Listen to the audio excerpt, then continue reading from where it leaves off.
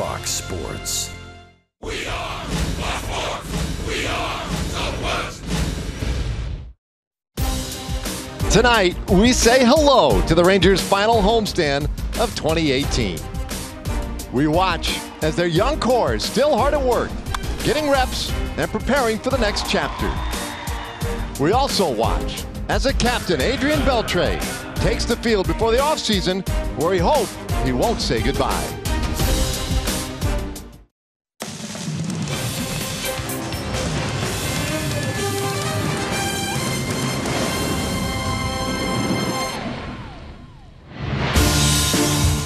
Rangers baseball is presented by the new Shiner Wicked Juicy IPA. Well, the Rangers back home and happy to be here as they open a series against the Tampa Bay Rays. It's game one of this three-game series here at Globe Life Park. Welcome in, everybody. Great to be with you once again tonight. I'm Dave Raymond alongside the old left-hander CJ Nitkowski, and the Rangers back home for one final time now. Just two teams coming into town on this homestand, and for Rangers fans, it's another opportunity to enjoy the exploits of one of the all-time greats. We've had so much fun watching Adrian Beltre. Yeah, of course, Ranger fans hoping that this will not be the last of Adrian Beltre, but it's out there a little bit as a possibility. And for Adrian getting the start tonight at third base, you're going to get to see him defensively as well. But what he has done at home has been pretty spectacular this season. He likes hitting in this ballpark. He has always liked hitting in this ballpark, but in his 53 games at Globe Life this season, a 308 batting average, 368 on the on-base, that OPS at 835, and he's been driving the ball out of the ballpark. The last three home runs you're seeing right there at home for him, and that was something that came a little bit later this year, the power, but Adrian has really turned it on, and so for Ranger fans, they'll get another look at Adrian Beltre in this ballpark tonight. As he continues to climb the charts in a number of offensive categories, it's been a lot of fun to watch, and he comes in hot after a good road trip. Meanwhile, one of the stories we've really enjoyed in the second half of the season has been the Oakland A's. They've been so good. They've made so many great moves, and they've changed the way the game has been played. But one team maybe that has really kind of taken the spotlight from them lately has been the Tampa Bay Rays. Well, I think when you start looking at teams that have low payrolls and how can they contend, and certainly the A's have done that. The Rays, though, are doing the same thing. Now, they may end up falling a little bit short when it's all said and done, but how about since August 19th, the Tampa Bay Rays have been playing some pretty incredible baseball. 20-5 so far in that time in their 25 games. They're winning, but how are they doing it? Well, it's been 7 straight series wins. That's always one of those small goals that you have. And then hitting. 285 batting average, that's the best in baseball over that time, and so is the ERA at 2.87. So they're doing it with their pitching, unconventional. We'll talk about that a lot over the series, but they're also doing it with the bats. Okay, so I mean, there's not a whole lot left really to the equation for them. They've done a lot of great things here in the second half and making a mad dash at things down the stretch. For the Rangers, another good storyline for them, though, has been Adrian Sampson. That'll just be his second start this year with the Rangers, but he is a very interesting story, and he'll be in the spotlight with Emily Jones when we come back. Rangers baseball is brought to you by Ford. Visit your local Texas Ford dealer during the Ford SUV season. Ford is the best in Texas. By the new Shiner Wicked Juicy IPA. And by Southwest Airlines. Low fares, no hidden fees. That's transparency.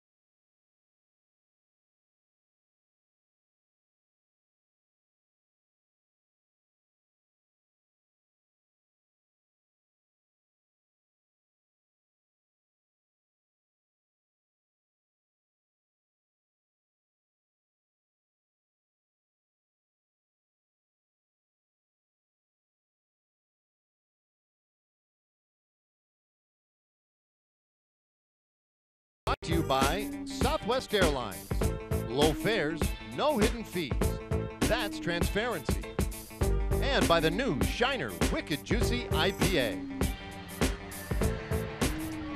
The opener of a 3-game series against the Tampa Bay Rays and the final homestand of the regular season on tap here at Globe Life Park in Arlington as we welcome you back to the broadcast. And the Rangers take the field. It will be Adrian Sampson making his second start of the season for these Rangers. We saw him just about a week ago make his opening debut as far as this team is concerned. We find him in our shiny Wicked Juicy IPA spotlight. You see his numbers from that start back on September 11th, going 5 innings pitched, 2 hits, 1 earned run given up in that start.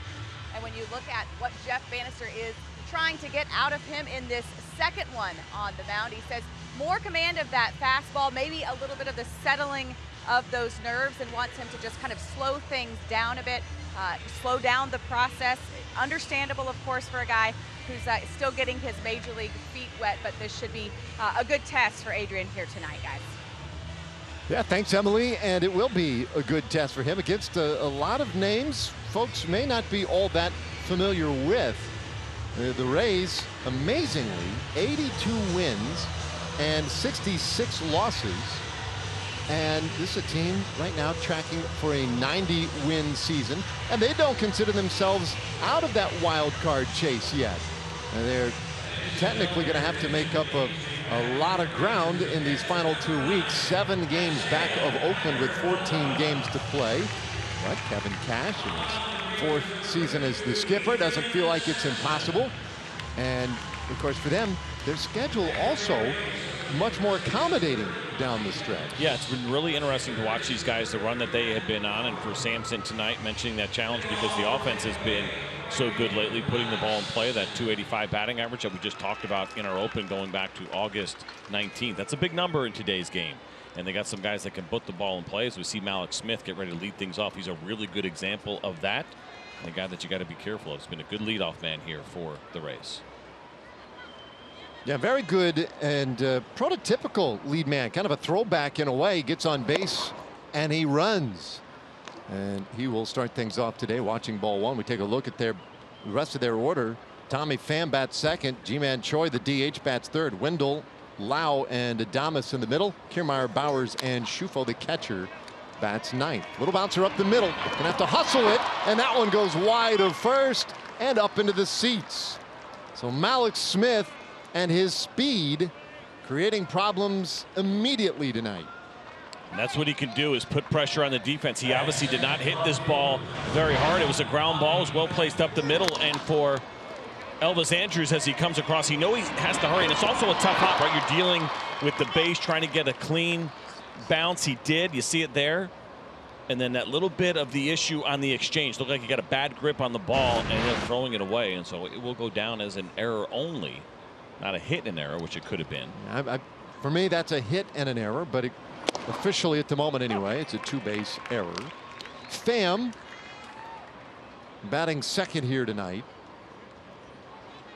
I think even if that throw is caught at first base, I think Malik Smith might well have beaten it.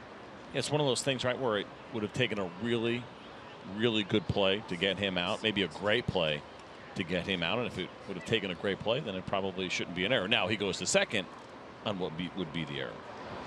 Hey, good news. What do we got? It's been changed to a single and an error. There we go. That makes sense. All right. Well, now we're square.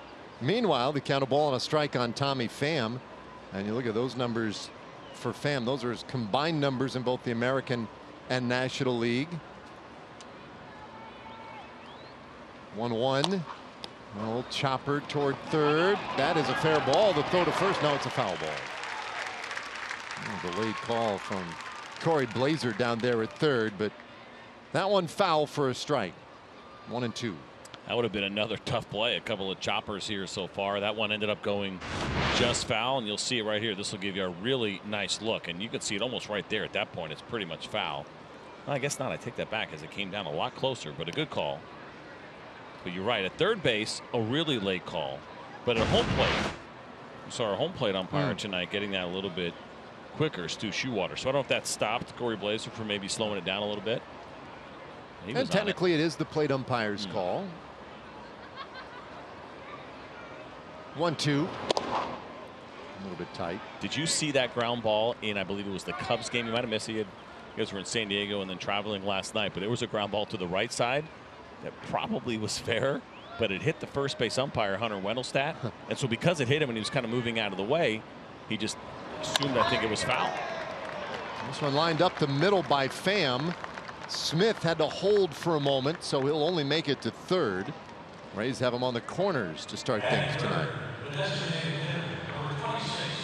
Let's take a look at the pitch arsenal this evening, which is brought to you by Shiner Wicked Juicy IPA. For Sampson, it is a two-seam fastball that he's been using mostly. It's been limited time this season, but these are the numbers. 58% usage there, 21% on the slider, 15% on the changeup, and you'll see that curveball every once in a while at 6% usage. And I think in situations like this, I'd much rather prefer we look in at some of the minor league numbers, and we dig into things like strikeout rate and splits and all that kind of thing for Sampson. And he's been much better against lefties in the minor leagues, which I thought was a little bit surprising. A .214 batting average against lefties. Right-handers hit him at a .321 clip in AAA this year. That's a pretty significant difference. He'll need to summon some of that ability tonight with the 7 left-handed hitters in the order for the Rays. I wonder how much they look into that or what they think of that. I mean, obviously they're a team that is on the forefront of advanced metrics. I can't believe that that would have slipped past them, right? I mean, Yeah, I gotta believe they would have noticed that. Then you take that in combination with your own hitters and how they do, left, right, whatever it may be.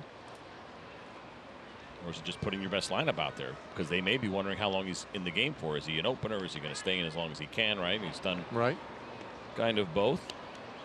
And they would, you would imagine the Rays would be sensitive or on high alert to that type of thing as well, given their proclivity to use the same strategy. Like, I'm sure they believe they wrote the book, right? Are they allowed to say that? I think so. Pretty much using 2 regular starters and 3 openers. There's a ground ball through the right side for Choi, an RBI single. And so the Rays score the first run tonight. 3 straight singles to start the game. Well, you know this about Adrian Sampson. He is going to pitch to contact. That's the kind of pitcher he is. And you see that pitch right there. It's got some good run. Looked like a 2-seam fastball on the outside part of the plate. And he got the ground ball that he wanted, but Choi was able to find a pretty big hole to the right side with the runner being held at first base by Ronald Guzman. That opens up the right side.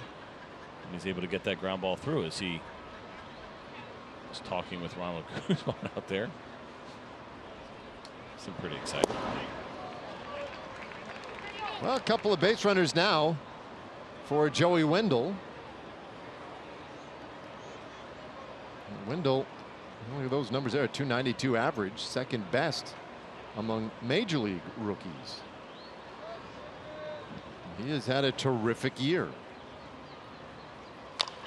Hits this ball on the ground right side, and the throw to second by Guzman. They'll get one of the lead runners.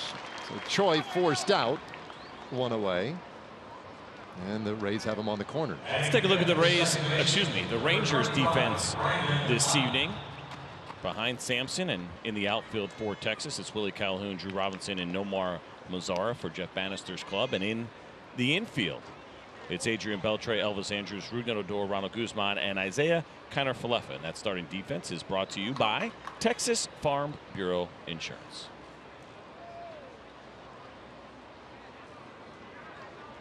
All right, Brandon Lau. And he'll take off the plate. Lau, one of a number of guys who, if you're just settling in, you might be asking yourself, well, who's he? And I don't mean that in any way to insult the Tampa Bay Rays. It's just that this is a team that, we saw him earlier this year in April, but it's not the same team we saw in April, not even close. They have Kevin Cash and the front office have turned things over quite a bit. Chad Mottola right there, the hitting coach for the Rays, former roommate of C.J. Nikowski. Oh, is that right? Leagues. That's right. Well, My he first ever minor league roommate. Yours or his? Mine. Okay. Only a couple years older than me. It was quite the impression. He's a big guy. He's built like a tight end. He's back there in the back. You can't really see him. He's all the way back there. But I come out of college and knock on the door in North Carolina, and I see this monster dude, and I'm like, oh my goodness, are all the guys in baseball this big? I mean, he is a big guy. Like I said, built like an NFL tight end. Made quite the impression. He's done a nice job. He's going to be happy with what he's seen from his club right now. Well, the Rays have been great as Lau takes low, and it's 3-1. We have 31 players on their active rosters. We're in September, so teams can expand to 40 if they want. But the Rays go with 31. Less than half of them, only 14, were on the roster when we were down in Tampa Bay back in April. 14. Swing and a miss, and it's a full count on Lau. It's a good changeup there from Sampson, something he will need tonight. We mentioned all those lefties that are in the lineup for the Tampa Bay Rays. 7 lefties. Watch this changeup, how he turns it over. A good fade at the end, and that is a good neutralizer for a right-handed pitcher when he's got so many lefties to face.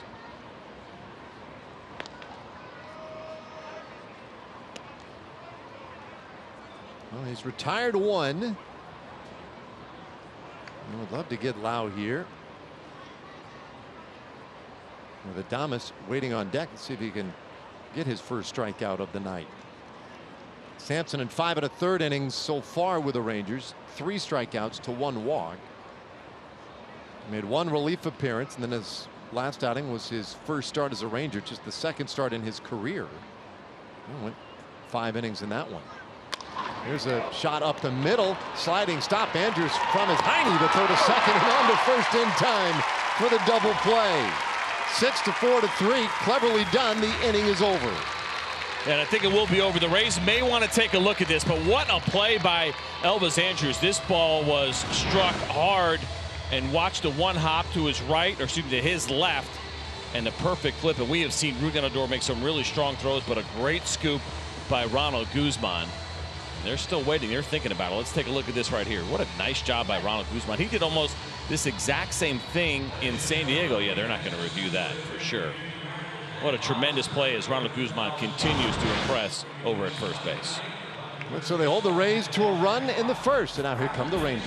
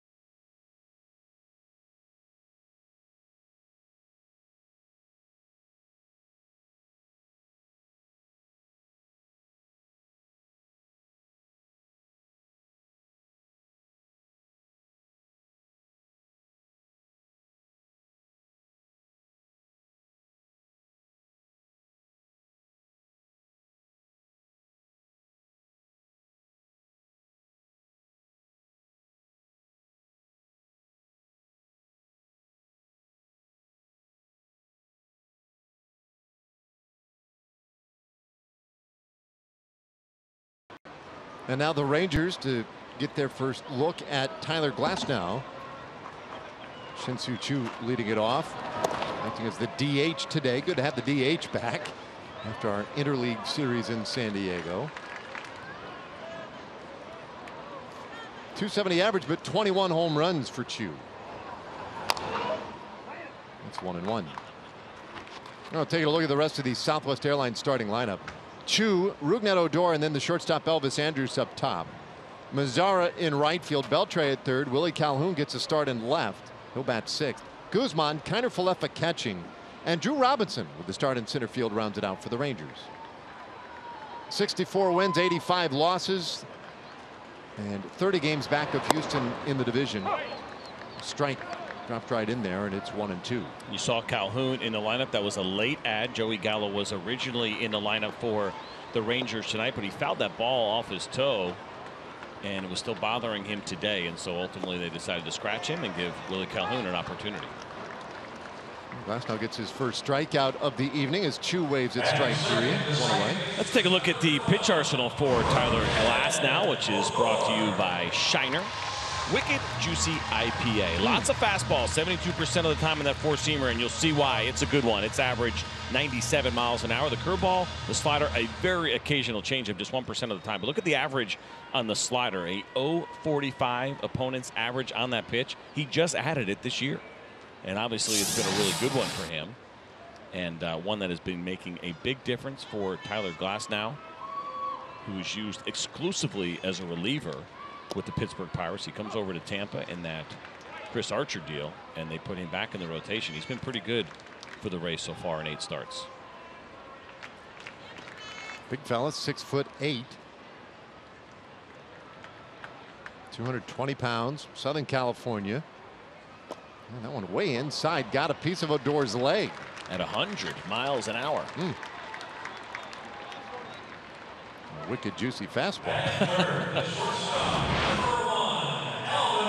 Look at this pitch right here. I mean, that's coming in at 100. At least that's what the radar gun said. And Rugi was lucky to only kind of have that thing glance off the top of his foot and not catch him solid. That would have stung a little bit. So base runner now, and looks like there's some question coming from the Rays dugout. Yeah, they were, I guess, taking a look at that upstairs in their replay room.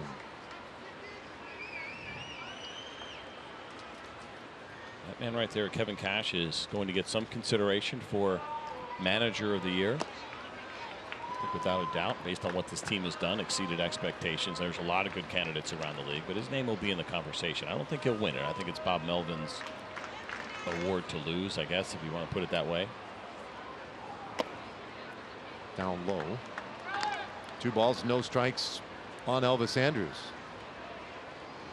No, we've spent at least a little bit of time talking about what the Oakland A's have done this year and what Bob Melvin has been able to accomplish with that team, and it has been terrifically impressive. Andrus shoots this one out to right field, 2 away. But in a way, they're starting to get overshadowed as the season winds down by the way the Rays have turned things around. So I started doing this last night, built myself a little nerd chart to kind of keep track of what's happening with the managers and the conversations of our manager of the year, how the rookie managers have done. And coming into tonight, I took the Fangraphs projected win totals preseason for the teams. Fangraphs does a pretty good job with their projections. I'd say they're one of the most reputable.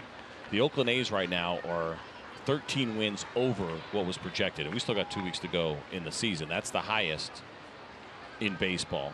Kevin Cash has got his team playing 6 games better already, 6 more wins than projected on the year. Rugi taking off on the pitch, and the throw down to second, nowhere close. His 12th stolen base of the year.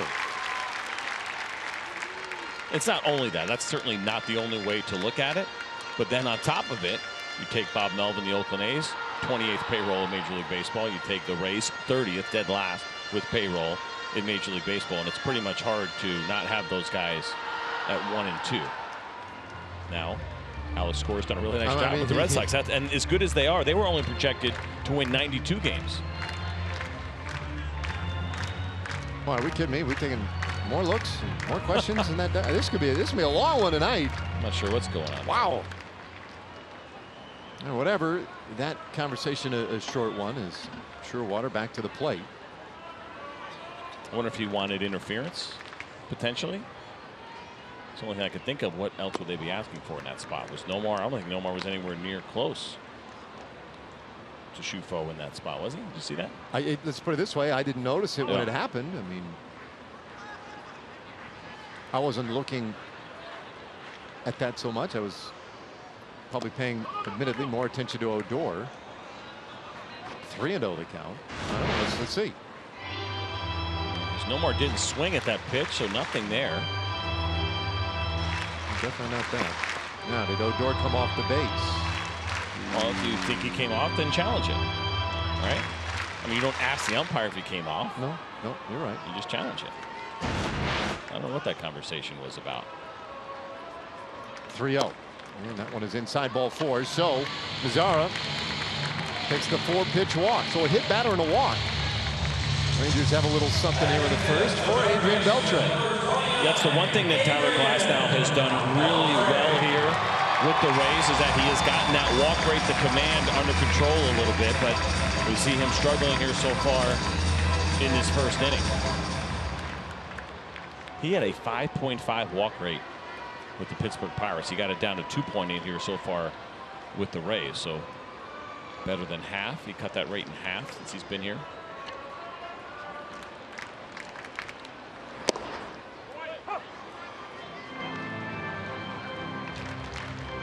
But is it as simple as wins over what was expected when you start looking at your managers of the year? I mean, I feel like that's a pretty big factor.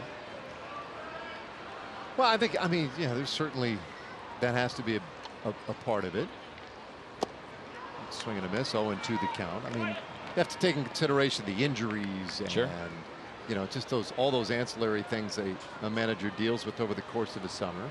Expectations, certainly a big part of that. But there is also that notion of, like you mentioned, Alex Cora. I mean, taking Boston to 100, whatever it's going to be, maybe 100 so far. Could get to 110 wins pretty easily. This one in the dirt.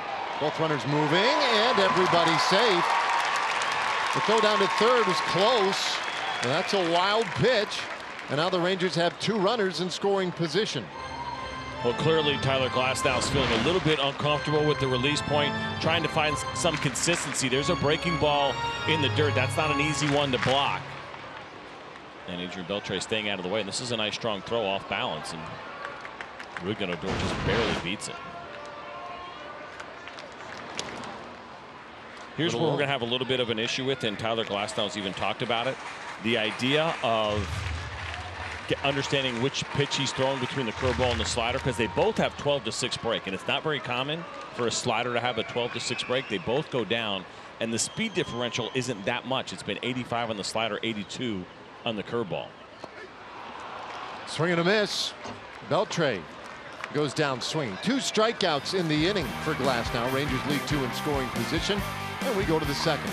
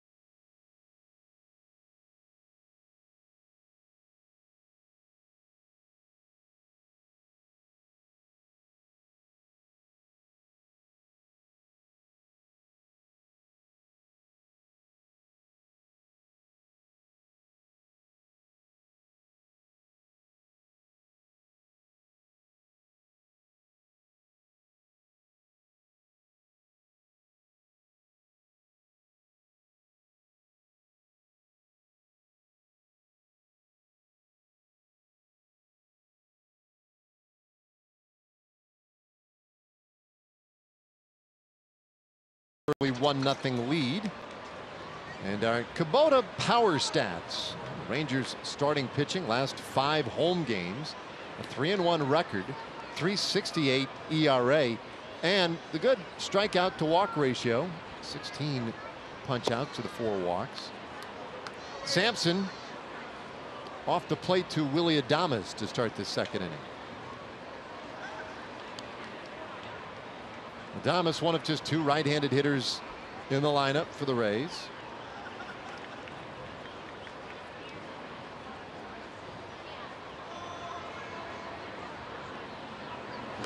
And he takes right on the outside corner for a strike. He's having a great month of September. Adames hitting .350 for the month.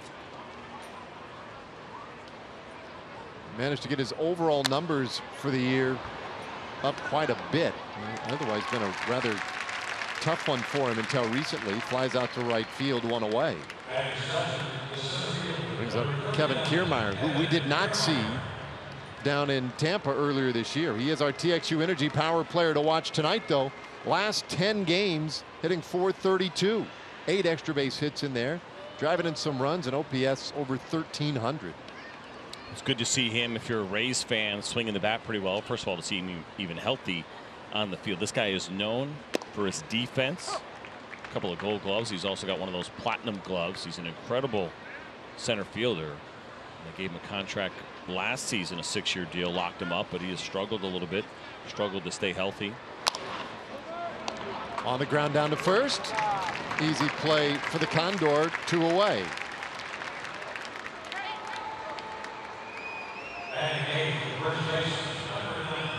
So that'll bring up Jake Bauers. Playing first base for the Rays tonight. Bauers has reached an 8 straight for Tampa Bay.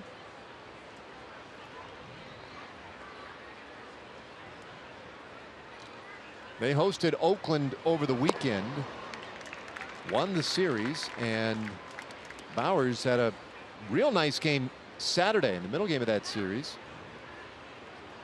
Drove in 4 runs, had 3 hits in the game. That was a career high in RBIs in a game for Jake Bauers. It's been one of the few high spots for him, though, offensively in the second half. He has really struggled. 155 average since the All-Star break for him. But ahead here 2-1. And he was part of that 3-team trade that they had going back to December of 2014, with a list of names that would take me this inning and maybe next one to get through as far as the actual bodies that were involved. Steven Souza Jr. is one of the bigger names, as was Will Myers at the time. Joe Ross was in that deal, and the list goes on and on. But this is his first opportunity at the big league level. They like what they have seen from him so far. He's put some nice numbers up the last couple of years in AAA. And another one of these guys, it really is amazing. So he's been up for about half the year, 85 games, 346 plate appearances, and you saw those 11 home runs. Well, his career high in the minor leagues was 14 over a full season. So the 11 that he has so far here easily project out to be much more than that, probably closer into that 20 to 25 range, which is always amazing to me when you see a guy who has never hit more than 14. First time around the big leagues, he's hitting the ball out of the ballpark. Raleigh fans here, and it's a 1-2-3 second inning. And after an inning and a half, it's 1-0 Rays. When we come back, Willie Calhoun, he homered yesterday. He'll lead it off for the Rangers when we return.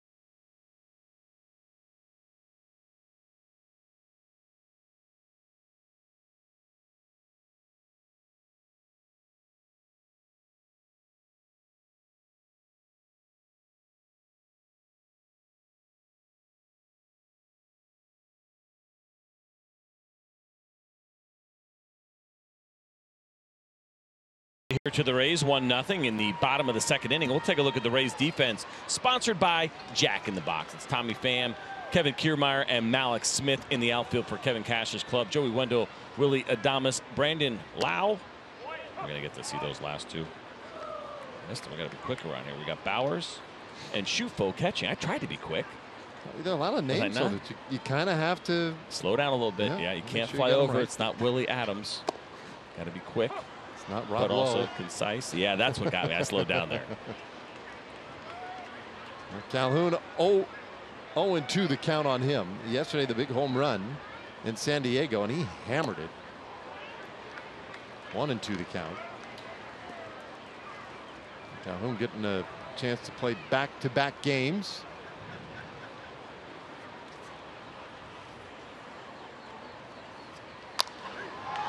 Got under this one. Down the right field line. Lau will give way, and Malik Smith. Whoa, horse. That is a tough play. Wow. I don't mean to laugh at him because it is a great play, but what's funny about that, he's saying he can't see it. But at the same time, Lau looked like he had a beat on it, and it looked like he got called off. And that's a little Spider-Man move there by Malik Smith. You see even Lau laughing a little bit. It's a great play. Not taking anything away from Malik Smith, but the way that it developed is what was a little comical.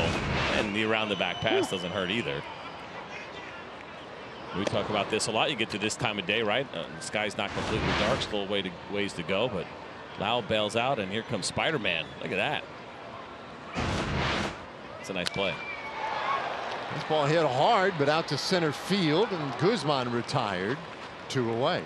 I think he was also looking for a little contact once he got up in the air, and that wall was so short.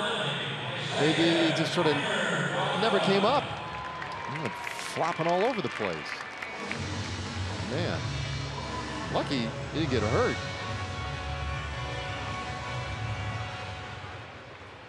Looking at that defensive alignment card that so many outfielders have these days, but pitchers beware. Hey, can't use that foreign substance.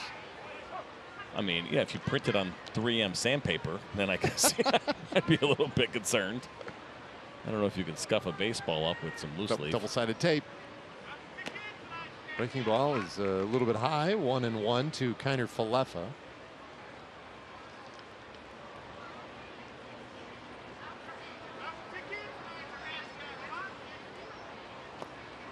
Isaiah played yesterday, got the start at third base. Today gets the start behind the plate. So it's interesting.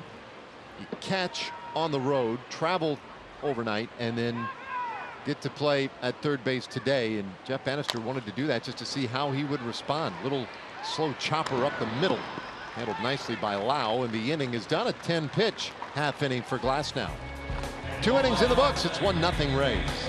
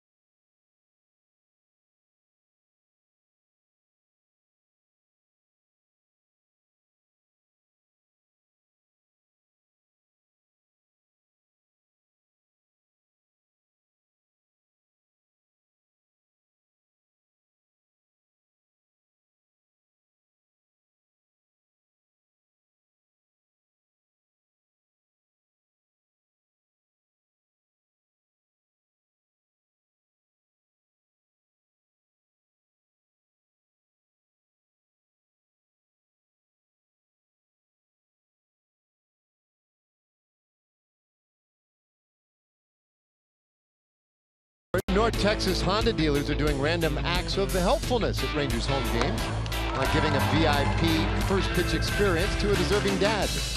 Now be sure to follow them on Facebook, Twitter, and Instagram at NTX Honda Dealers. That's Jeremy Spray. Good mechanics. Yeah, Looked good from the good. side. Obviously didn't get through that pitch and left it up. But give him a lot of credit. He went all the way to the pitching rubber. That's a must. And he was able to reach, even though it was high. That's, if you're going to miss, that's where you want to miss in those situations. Go the full 60 feet, 6 inches, and miss a little high. Certainly. Don't want to bury a breaking ball. Tony Beasley appreciates you missing high Yes, as opposed yeah. to low. Yeah. Well, third inning here, 1-0 Tampa Bay, and Sampson a real good bounce back inning in the second. Needed just 11 pitches to get Adames, Kiermaier, and Bowers. We'll see if he can repeat that here in the third as his pitch to Shufo outside 2-0.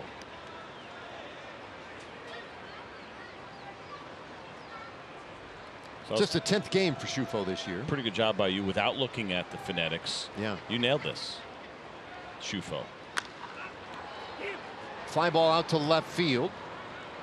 And easy play out there for Calhoun. Yeah, I think I knew a Shufo in South Carolina at one point in my life, oddly enough.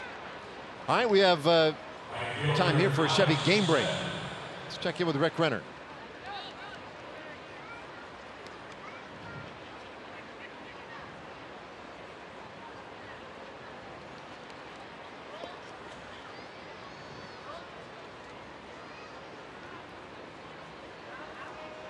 All right, thanks, Rick. So now Sampson, I guess, at top of the order. And upstairs to Malik Smith. This will be interesting.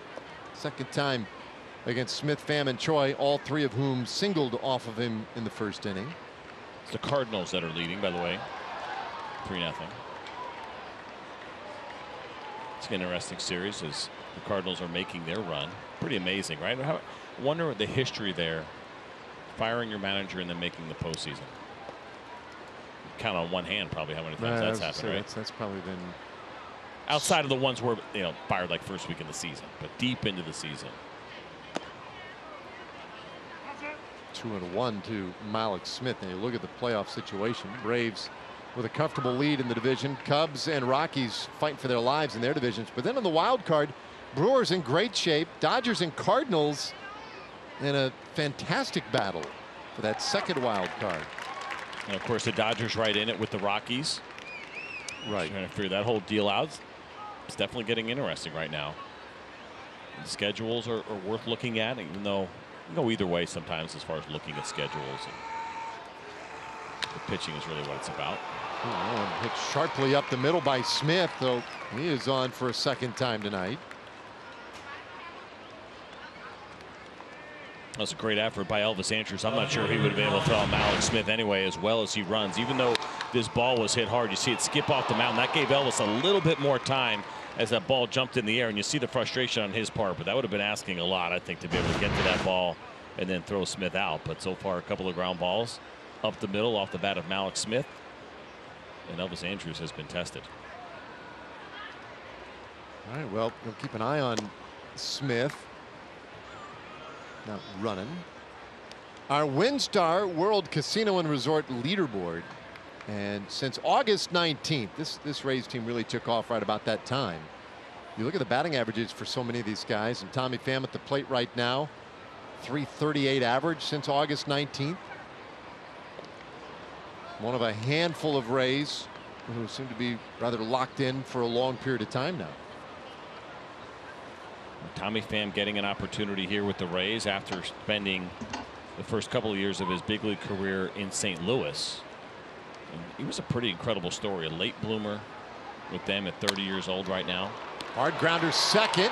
Odor to Andrus for one, and on to first for the double play.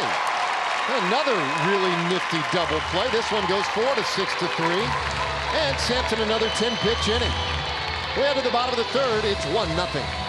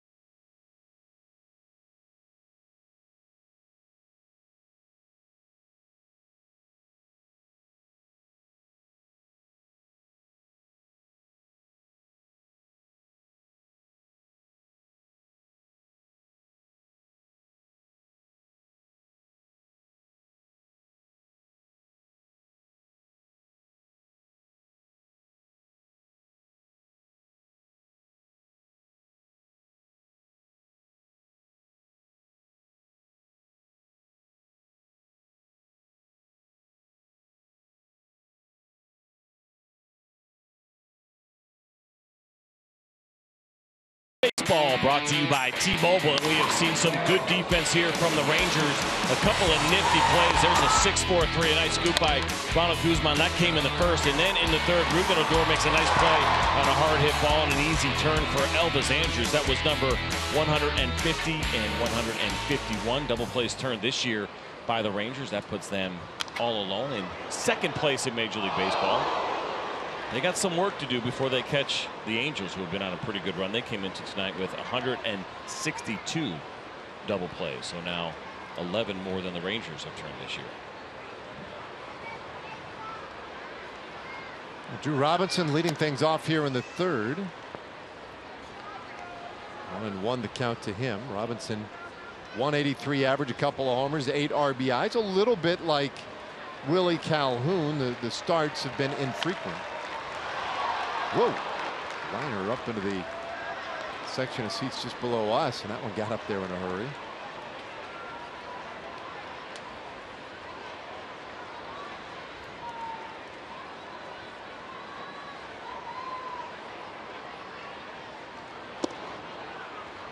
Robinson strikes out, and we're underway in the bottom of the third inning. We're going to go ahead and call that the slider. As I mentioned, it's a little difficult to differentiate between the two, but at 86 miles an hour, that is likely the slider. And we showed you this, and there it is. And it looks like the curveball grip, but based on the way that he describes how he throws those pitches, they both have very similar break. At that velocity, I got to believe that it's a slider. But here's what was so interesting to me. He uses that pitch we showed you just 9% of the time. He's gotten 30 strikeouts on that pitch this year. The curveball he uses twice as much and had 27 coming into tonight. So the swing and miss rate, that whiff rate, 60% on his slider. That means 6 out of every 10 that a big leaguer swings at, they miss it. That is an absurdly high rate. League average on the slider is 36%. So nearly double the rate of a pitch that he just added to his repertoire this year. It's incredible. It's been a dominant pitch for him, and it's a good one. Now, he did say he likes the curveball better, shockingly, because it's more comfortable to throw. It's easier for him to flip it in the zone for a strike. With that slider, he feels like he uses it as a finish pitch, and he's more comfortable throwing it below the zone. But it is filthy, and it is really difficult to pick up on it, the difference between the slider and the curveball. He's gotten all 3 strikeouts with it tonight, and one of those was to Chu. That was back of the first inning. Rangers only have 2 base runners so far tonight. 3-1 pitch lofted out there to left field, and Kiermaier coming over from center to make the play. 2 gone. All right, time to check in with Emily Jones. Yeah, progressive fan of the game time. It's a school night, but the entire Grigsby family is out here. We've got a 4-year-old, 13-year-old, and an 8-month-old down there. And really, when I was scanning the crowd, guys, to be honest, Olivia's bow really caught my eye. I was like, there's a girl after my own heart. Touting the bow. There you go, girl. You can share this with your siblings. Is that cool? Yeah, all right. Can I get a Go Rangers? Yeah. That works too. I mean, between the bow and the eyes, I could see why you would quickly find your fan of the game. And then a big nah. I mean, that's a woman that knows what she wants. There's a lot to process. What she doesn't want is to say go Rangers at the moment. She may feel that way, but she's just not interested. Beauty. Can you show them your ball? Show them your ball. Our big brother, very nice, very supportive. 1-0, and Odor takes low. 2 balls, no strikes. Rookie, one of the 2 base runners the Rangers have had tonight. He was hit by a pitch in the first inning. Mazzara walked also in the first. That's it.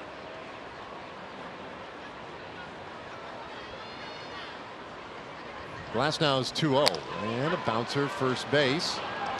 Grabbed down there by Bowers. He'll throw it to Glasnow with the long reach, able to get the toe in there and take care of Odor for a quick bottom of the third. 3 innings in the books. It's 1-0 Rays.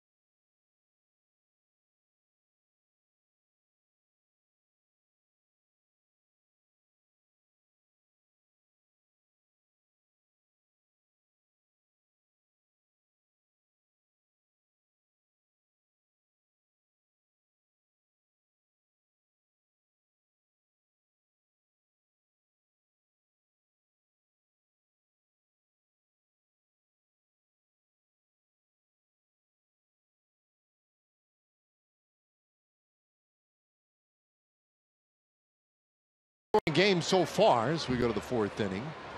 1-0 Rays with the lead, and it's Pandemonium. That's right, Rangers and Rays Wednesday afternoon. It's a 1:05 first pitch.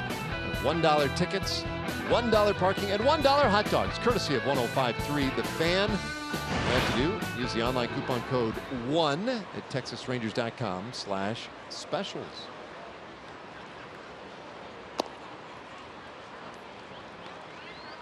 Oh, G-Man Choi singled in the game's only run back in the 1st inning. It's a base hit to right field. Choi, Wendell, and Lowe, 3 left-handers in this 4th inning. Sampson, pretty good the last 2 innings, pretty efficient. And Choi pops this one foul back out of play.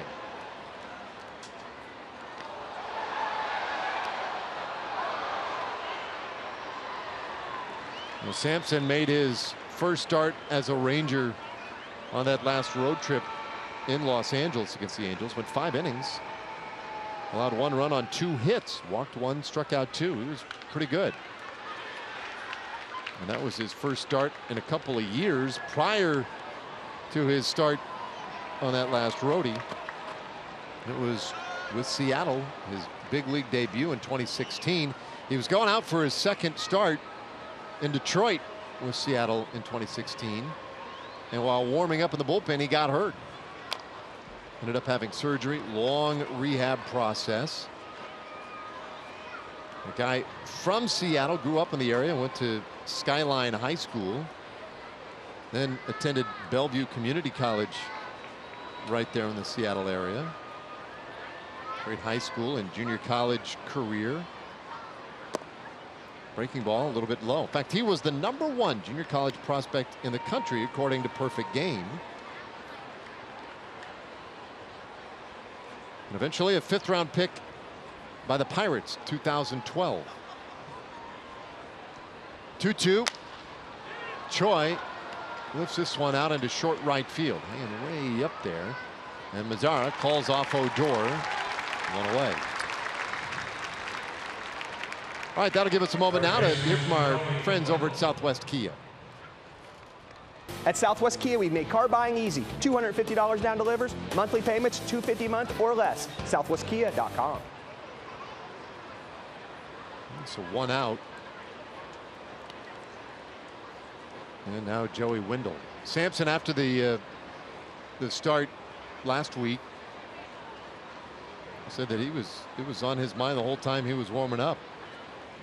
Just get through that warm-up process, get out to the mound, and don't relive what happened back in the day when he was with the Mariners. Yeah, what a strange story and difficult one to have to work through, right? You talk about getting to the big leagues and feeling like it's your opportunity, and that is quite a turn that one took for him. But here he is back in the big leagues and looking for that first big league win. Wendell down the right field line and into the corner. His first hit of the night, and he will pull up at second base with his 25th double of the year.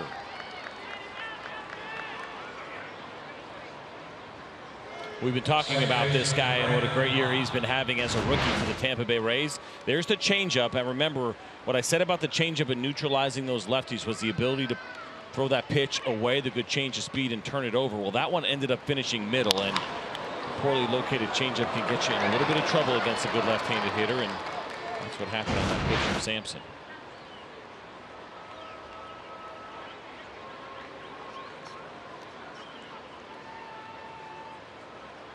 So men in scoring position, and Lau hits this one high in the air out to left field. Calhoun, plenty of time to get to it, and there are 2 away. Not only are we seeing some fly ball outs today by the Rays, we're seeing some tower fly ball outs by the Rays. So now Willie Adames. Yeah, and the other part of it too, you talked about, we have back-to-back or at least 2 innings where it's only been 10 pitches. These guys will come out swinging. Check out the Tampa Bay Rays in their first pitch swing rate, second highest in Major League Baseball, only to the Braves. So 32% of the time they are coming out and they are hacking early. That's something that is important to know when you go through an opposing lineup. Another first pitch swing, and this one lined out to right field, and it's a quick 4th inning. Sampson through 4. We go to the last of the 4th. Rangers down by a run.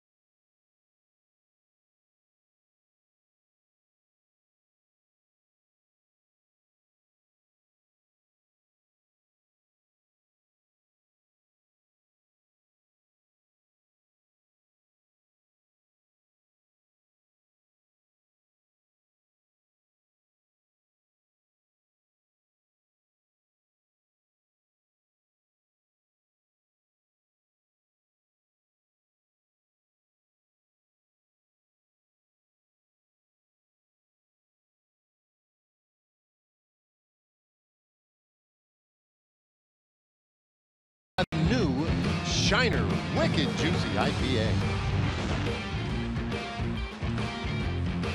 All right, 1-0 Rays on top as we go to the bottom of the 4th inning.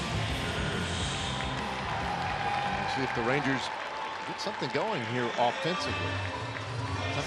Tough go of it so far against Glasnow. Yeah, he's been throwing the ball well. He's got the high velocity to go with a couple of breaking pitches that are very difficult. I mentioned that legitimate 12-6 break on both of those, which is a real challenge when you have that kind of velocity. And one thing that they mentioned here in Tampa was the idea that he is using his fastball up in the zone more, and that certainly makes a lot of sense. I'm surprised that wasn't a bigger part of what he was doing earlier. When you throw that hard and you're that big, and you can have the good breaking pitches, slider and curveball to go with 95 to 100, you want that fastball up in the zone much more, because the breaking pitches play a lot better off of the high fastball. Plus, it's just hard to catch up to that high fastball in the zone. You see it right there. It looks like they're going for it again. Swing and a miss. That gives you an idea, right? I mean, that's a 2-0 count to Elvis Andrus. And I think we've seen Elvis chase up there a little bit more this year than we have in seasons past. And the high fastball always looks good coming into a hitter, but it gets on you quicker, too. And when you got good velocity, it's a little bit tough at 96 up in the zone. Hard bouncer to shortstop, though, and Adames takes care of Elvis. 1 away.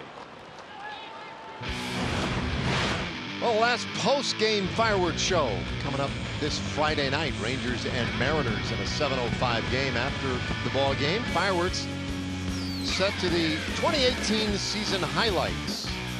Get your tickets at TexasRangers.com or call 972-RANGERS.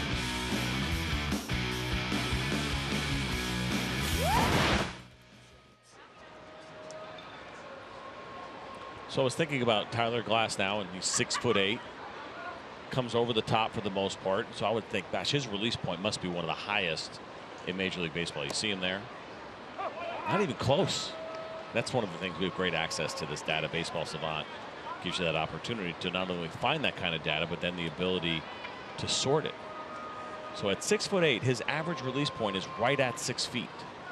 And of course, you're coming downhill, so that's part of it a little bit. It's not going to be higher than your height. You think, oh, is the release point 7'2"? No, it's going to be lower than that. So of pitchers that have thrown at least 1,500 pitches this year, starters, where do you think he would rank? Vertical release point. I would think it'd be up there. Let me pay closer attention again to this delivery real quick, and then I will give you my final. Well, I told you the distance. It's 6 feet. Yeah, but I want to see like how exaggerated over the top, or He's a high 3/4, I'd say. Yeah, he seems like it. Pretty close to over the top. Yeah, I mean, so I'm going to say he's up top 10 anyway. I thought he'd be leading. And you get a look at the delivery right here. Big guy. Now he does collapse a little bit on the backside, so that's part of it as far as bringing it down. Well, that 6-foot average release point for Tyler Glasnow among pitchers that have thrown at least 1,500 pitches is 64th in baseball. Big swing and a miss. He strikes out Mazzara. 2 away. This is intentional. How about this? The breaking ball, not necessarily trying to bury it, but okay throwing it up in the zone. And you see Nomar Mazzara's got a pretty level swing, struggling to get to that pitch, and it's all about the spin. Watch the back leg here, right? He comes down a little bit, so there's a little bit of collapse there. And the tightness on the breaking ball, he can get away with ones up in the zone because it comes out of that same slot as the fastball. Justin Verlander, highest vertical release point in Major League Baseball at 6.7 feet. 6.7. So that's a significant. Sure, about 6'8", right? 6'8", 6'9". 75% of 12 is 8. So 6'8", about average on the release point. So he's a guy that stands up taller in his delivery and comes over the top, and that's because he's what, 6'5", I believe. Yeah, that's funny. Yeah, that's funny that he's able to get that much higher with the release point, or that it's that much more exaggerated. Whoa! We'll see Blake Snell tomorrow. Blake Snell has the 4th highest vertical release point. Just get an idea, because a lot of times you talk about the reason it matters and it's a big deal. Why is it worth keeping track of? First of all, pitchers want to know, is it changing throughout the season? Are they getting inconsistent with the release point? But then also the tilt that you have, the ability to get that downward angle on your pitches that can be so tough for hitters. If you don't throw 96, the idea of having some really good tilt is something you can work to your advantage. Now, Alex Claudio obviously has a very low vertical release point. That's another way that you can counteract maybe having lower velocity. There's a bunch of different ways to get there and be successful. 2-2. And Beltre on the ground towards second base. Up by Lau, moving to his left. It's a 1-2-3 4th inning. So Glasnow, no hits through 4. 5th inning coming. Rays lead 1-0.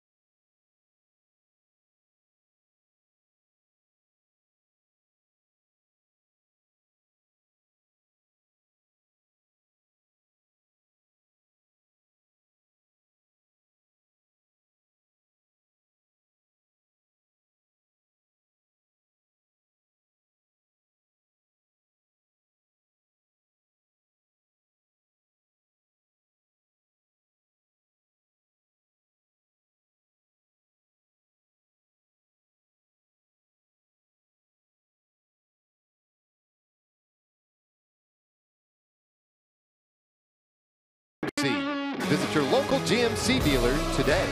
By the Texas Department of Transportation, we remind you to click it or ticket day and night. And by Buick. Visit your local Buick dealer.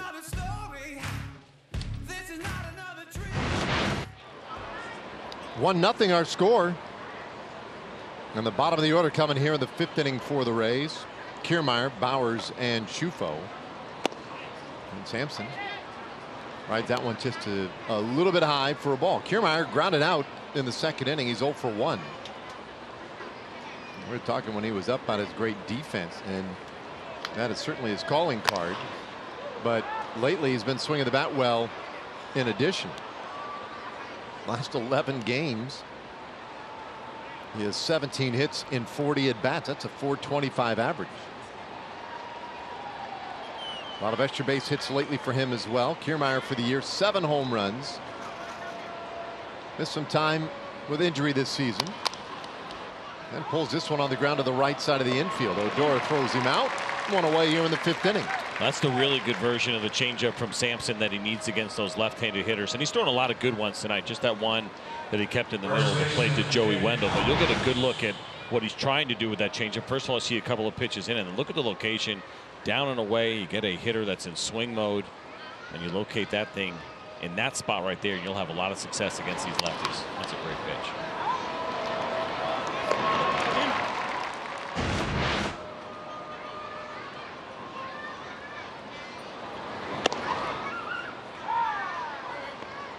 Now Bowers struck out in the 2nd. He's 0 for 1. So far, I have to be pretty impressed with Adrian Sampson. I mentioned he allowed 2 hits in 5 innings last Tuesday in his start in Los Angeles.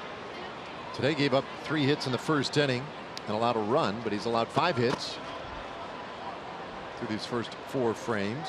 Well, he has, since that 1st inning, he's been very efficient.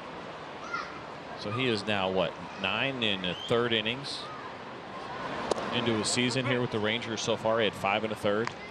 Plus the what, 4 1/3 so far, right? How's my math? 9 2/3. Yep. He has yet to receive a single run of support.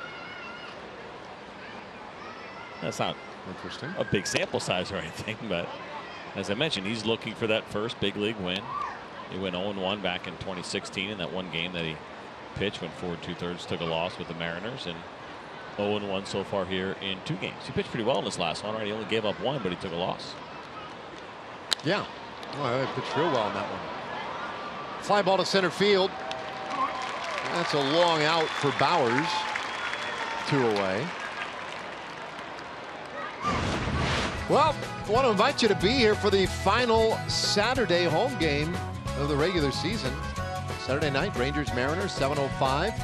All fans are going to get a voucher for a free ticket to a select game in 2019. Go to TexasRangers.com or call 972-RANGERS. Love to see you out here this Saturday night. Shufo takes off the plate for a ball. So this is, you said you knew a Shufo. Yep, I want to say his name was Tony Shufo, and I think he was the sports information director at the College of Charleston. Wow, how about nice. that? Pretty impressive. I think. This is a real question. Don't make fun of me here. Is that a pretty heavy Italian name, or is it maybe some other? No, I don't know. No, I mean, I guess, yeah, I guess I would. I'd believe it if you told me it was. I don't know. We should have done 23andMe, and then we'd, you know. Yep, and we'd know. Then you'd be surprised, though. Down low, 2-1 to Shufo. I lost 17% of my Italian heritage doing that. Right? I thought I was 50% because I thought my mom's parents were 100% Italian. Well, so there's a little bit of information to this. This one up into the bat foul, 2-2. I recently got an email from 23andMe. They said, hey, we've updated some of our research and data. Yep. And we now have a tad bit more accuracy with our results. And so now you're no longer any of this and you're a little more of that. Anything significant? No, I can't remember even, but it was just interesting that it changed. I'm surprised that they would admit that. I mean, I think as they gather more and more information, they'll just get better and better at identifying genetically where people are from.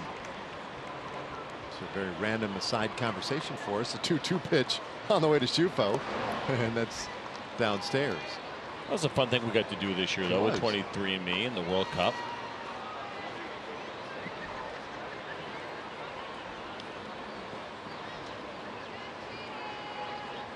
Well, so far, no walks issued by Sampson, but he has run the count full on Nick Shufo. And this ball on the ground, a one-hopper second base. Nice snare by Odor. He throws out Shufo, and the inning is done. Another 1-2-3 for Adrian Sampson. Well, it continues to be a great defensive year for Odor. All the work that he has put in, the range, the hands. This one is hit sharply. You see him sliding to his right, hops up and makes an easy throw. Great play. Another one by Odor.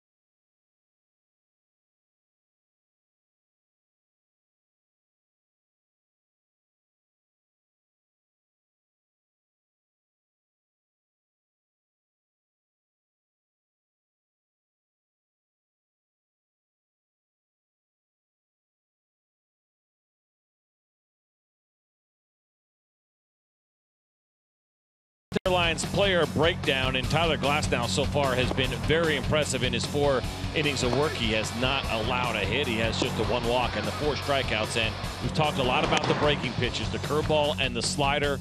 Very similar break, downward action, but a big range when you talk about the velocity of those pitches. First pitch, a little chopper to a shifted Adames at short, and Calhoun throwing out one away. So even though they have similar break, they are 2 completely different grips.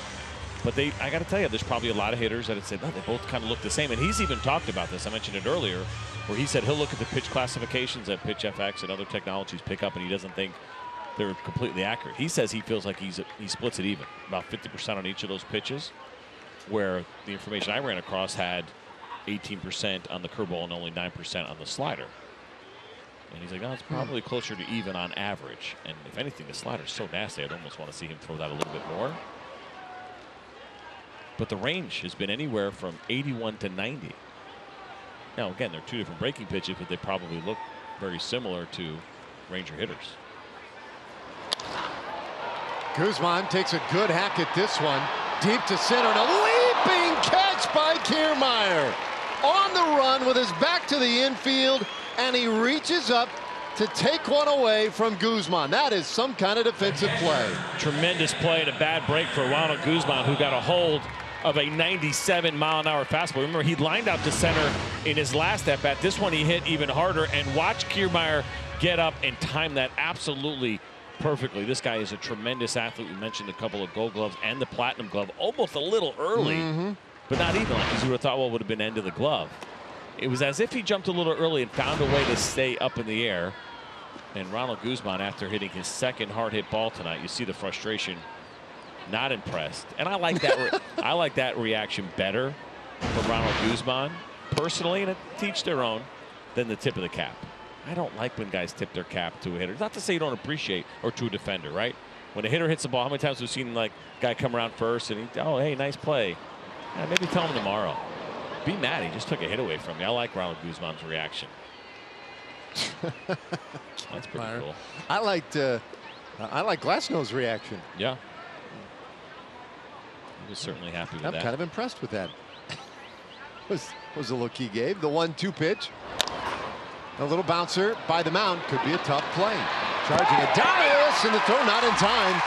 And Isaiah Kiner-Falefa beats it out for an infield hit. First hit of the night for the Rangers. Well, this is why we love baseball, right? I mean, so many different ways to be able to get on. Ronald Guzman hit a ball 108 miles an hour that turned into an out, and there's a soft ground ball by Isaiah Kiner-Falefa that he is able to beat out just barely in the infield. And a heck of an attempt here by Adames. Got rid of it quickly, short hop on the throw, and clearly you can see there that Kiner-Falefa beat it out. Had he thrown it in the air, that's one of those ones where you want to make sure you get that throw in the air. Exit velocity, 75 miles per hour. Well, Guzman's so mad right now. So in a 1-0 game, that's a big deal. Kiner-Falefa aboard. Drew Robinson does have some thunder in that bat. Been a tough year for him, just inconsistent playing time. We saw it last year from him. He comes up empty here, 0-2. 2 out and a man on, bottom of the 5th.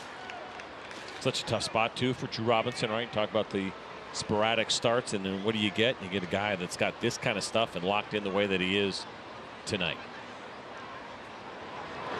0-2, strike 3 called, and Robinson down looking. The inning is done. Rangers get their first hit of the night, but we've played 5, and it's 1-0 Tampa Bay.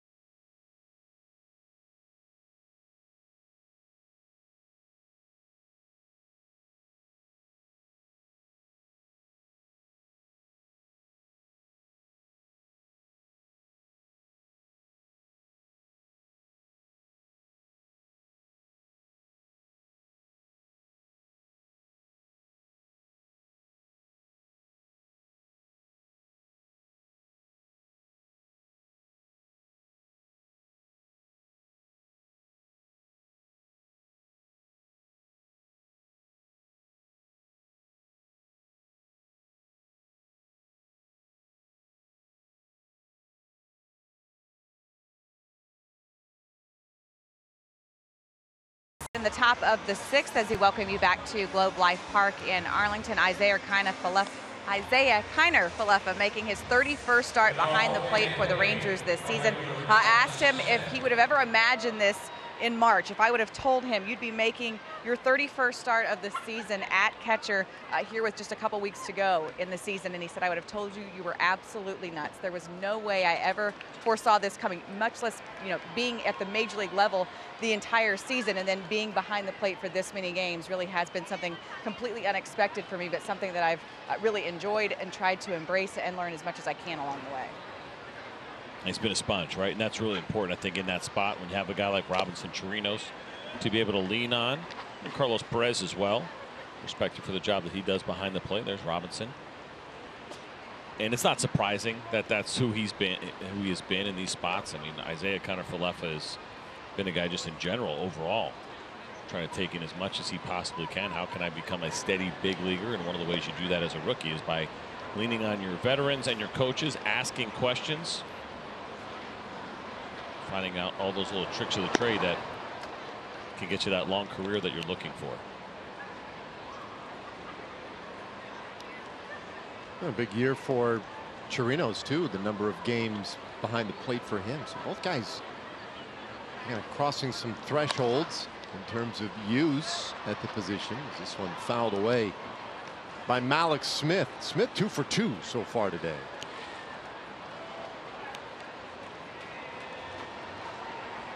Hit the ball hard, and he's run fast. Well, he has scored the game's only run.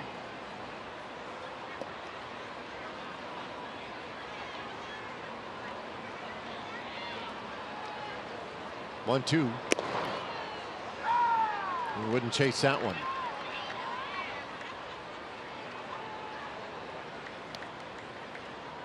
So a couple of starters tonight pitching into the 6th inning.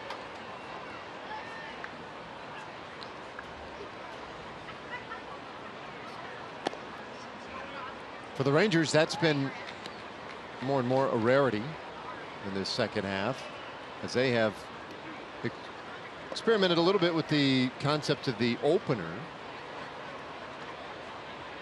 3-2 pitch, and this one fouled away. And for Tampa Bay, they started the concept of the opener, but they have a couple of guys that they rely on to, when they take the hill, go ahead and pitch deep into the ball game. It's kind of crazy to think, right, that they use the opener. They like the opener. It's worked out really well for them, and yet they have one of the top pitchers in the American League and Blake Snell in their rotation, which also helps what you're doing with the opener, right? If you have a legitimate stud or two, but maybe the back end of your rotation is not where you want it to be and a little bit weaker, then it makes perfect sense because you feel confident that you're going to get good innings out of your top 2 guys, and then you can empty your bullpen out a little bit more, use your bullpen, use that 4th and 5th starter as your secondary guy, maybe limit his exposure. That's part of the plan as well, by bringing him in the 2nd inning, avoiding the top of the lineup for a 3rd time through. Well, Smith draws an 8-pitch walk, so that at bat itself nearly as long as any of the previous 4 innings that Sampson has thrown here tonight. So that's a pretty big at bat there by Malik Smith. I think it's a conversation, a little visit from a couple of friends. So Smith is on for Tony Pham. Yeah, we're going to see some action in the Ranger bullpen, which makes some sense, I think, for a guy like Sampson. Remember, he was also in the bullpen in the minor leagues. It wasn't as if he was starting the entire time. 33 games in AAA, 19 of those were starts, and so there was some time spent in the bullpen as well. And you're pretty tickled that you even get 5 innings, quite honestly, I think, out of him that were this effective. You know, the pitch count has been great. I think Jeff Bannister's not going to push it too much. Well, and this is part of the ongoing conversation in baseball, right? 3rd time through the order here. And how often do you want a guy to see the same hitters in the course of one game? And a lot of times managers, the modern manager and analytics crew would say 2 times is plenty. Tommy Pham takes up and away. Smith was running, throw down to second base in time, and they got him. What a peg from Isaiah Kiner-Falefa to gun down Malik Smith. Malik Smith is going to stand out there for a little while, and he's going to hope that the replay shows something else. But this was a very nice throw by Isaiah Kiner-Falefa, and a guy that is very difficult to catch. Now, Malik Smith has been caught 11 times, and I think the reason that he is out is because his hand slid into the foot of Elvis Andrus. It looked like he beat him, and I think that's what they were kind of waiting on, as Ben May was taking a little bit of a longer look, and that's pretty interesting call. Did the hand get back on the bag? Well, it did, but the question is, was he not on? Oh, he's out. I think he's out. The only thing, and the Rays are going to go ahead and challenge the call. The only thing is, did that oven mitt, when he grabbed the foot, did the front of that oven mitt also touch the base? And there might be a reasonable argument that it did. Well, there's a lot of blue here. You got a blue oven mitt, you got a blue spike, even though they're different shades of blue. Did he catch any bag there? Right there. That's my concern. I don't think he did. That's not a good angle. We had a better angle. That's not enough to turn it over either. That's not going to do it. But our Ford replay challenge, the Rays challenging the call on the field. It was out at second base. This might take a little while. It might. I think this is a multiple look situation right now for those umpires, that crew that is in Chelsea, New York right now.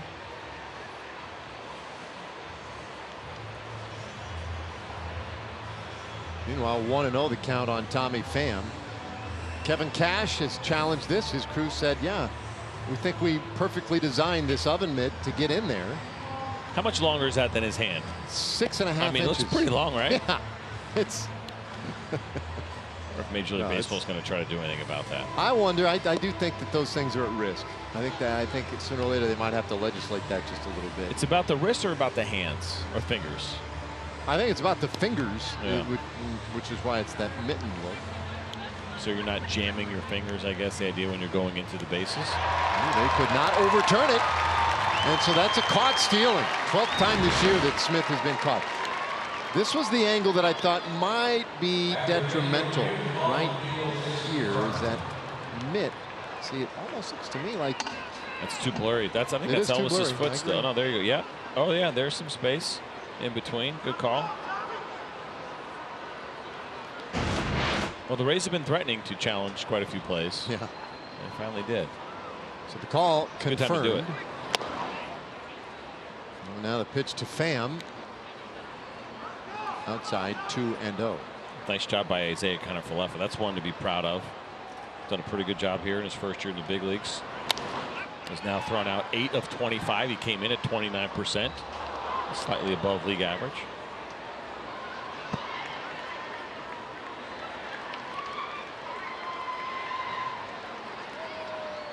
Pham has a single. He's also bounced into a double play. And he jumps ahead here 3-1.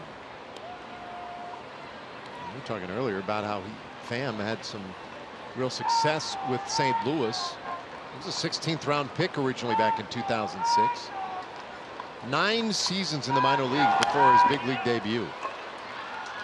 And that is unbelievable to think about how much time he spent in that St. Louis Cardinals organization. 2018 he gets traded. You mentioned it. Drafted in 06. 13 years in the same organization, counting that first half year when he got drafted in 06. It's 13 seasons with the same organization. That is unbelievable by today's standards. And started getting a little bit of time, as you mentioned, in 2014. It was just 6 games played. He did a really nice job in 2017 as a 29-year-old and really exploded on the scene with a big year. 23 homers, hit .306. He strikes out here, 2 away. Time for a Chevy game break. Let's turn it over to our investigative reporter, Rick Renner.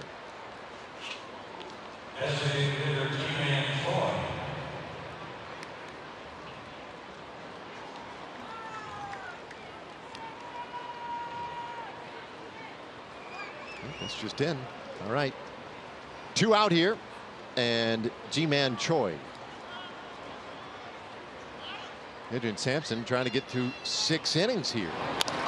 And Choi going right after that first pitch, spoils strike 1.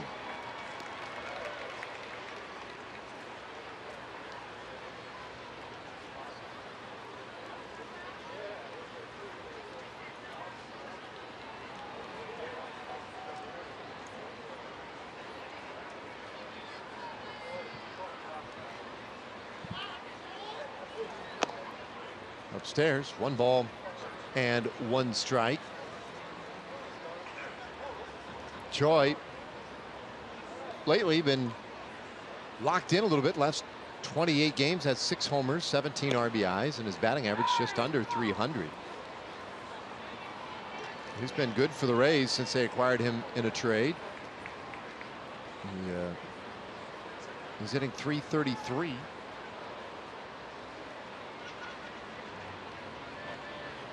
With the bases empty. Now when he gets runners on base, he disappears. That's an oddity. Swings and misses here, 2-2.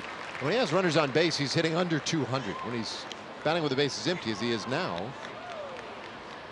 he's as good as just about anybody with that .333 average. And of course, it would figure then that he's the guy who has driven in the 1 run in today's game.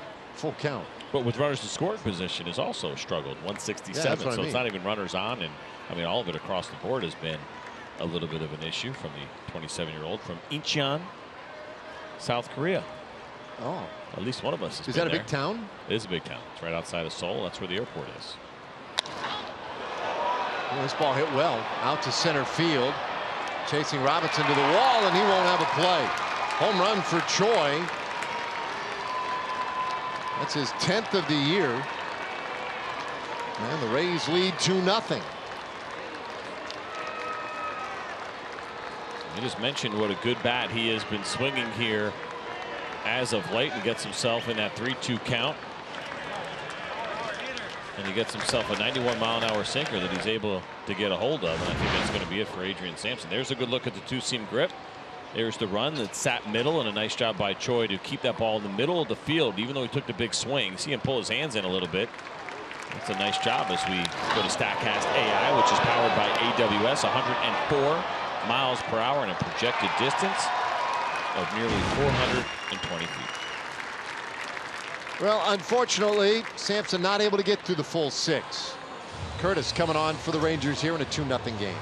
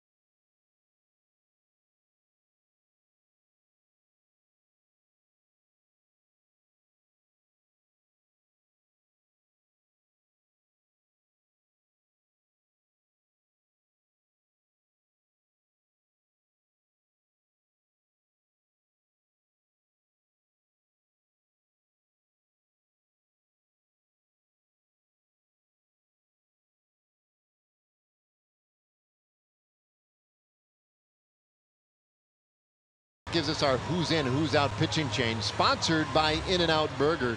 Adrian Sampson, the man who is out. Zach Curtis is in.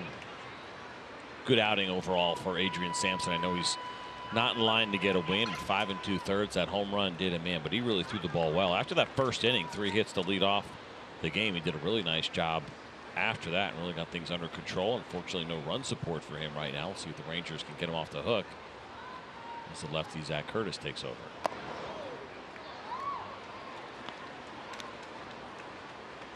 So Curtis against Joey Wendell, 11th appearance for Curtis. You see that strikeout to walk ratio, something he'd like to get down without a doubt, but hasn't let up hits. 186 batting average, that's the good news, but the 12 walks to the 13 strikeouts is something that certainly Zach Curtis would like to improve upon. 222 against lefties, 177 against right-handed hitters so far this year.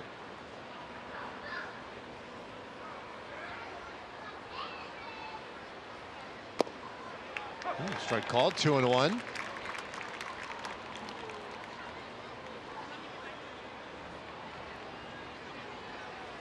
So Curtis takes over in a 2-0 game. The hair to height ratio, probably the most extreme in the league. 3-1 the count. He's 5'10". The hair itself, I don't know how long that is. Very, I think, is how long it is. Said he cut it once in college, did not have a good year. At least he didn't feel like he had a good year. So he's not totally superstitious, but at the same time, he feels like he's sticking with the hair. There's ball 4, so Wendell draws the walk right out of the gate.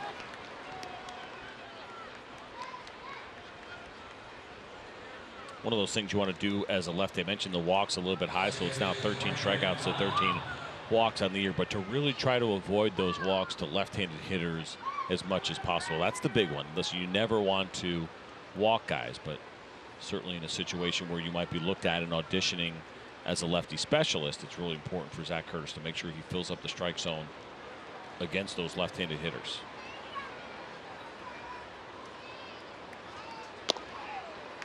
Fastball in there for a strike to Brandon Lau. Lau is grounded into a double play. He's also flied out to left.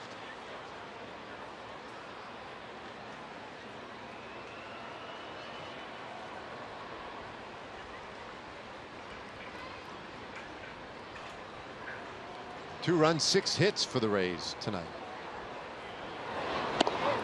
So you see the delivery there. Zach Curtis is definitely a low 3/4 kind of guy. Nearly, I don't want to say sidearm. It's not that close. And how tall is he? Which is 5'8", 5'10". 5'10". So what do you think is?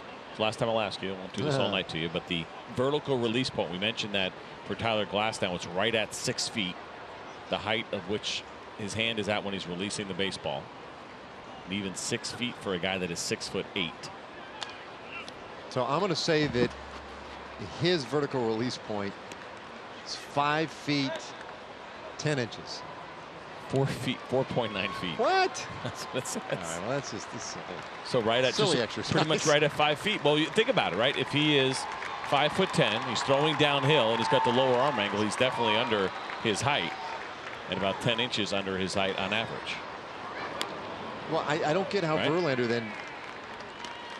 Some guys get up. Remember Mike Hampton, the lefty? Yeah. He was a guy that would have loved to see the numbers on him for a 5'10" pitcher. I believe he was. He almost jumped in the air and had got so high on top of balls.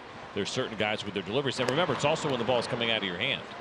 So if you have great extension, you would think it might come down a little bit, because obviously the further you get out, the lower it's going to be. And that could come into the equation to some degree.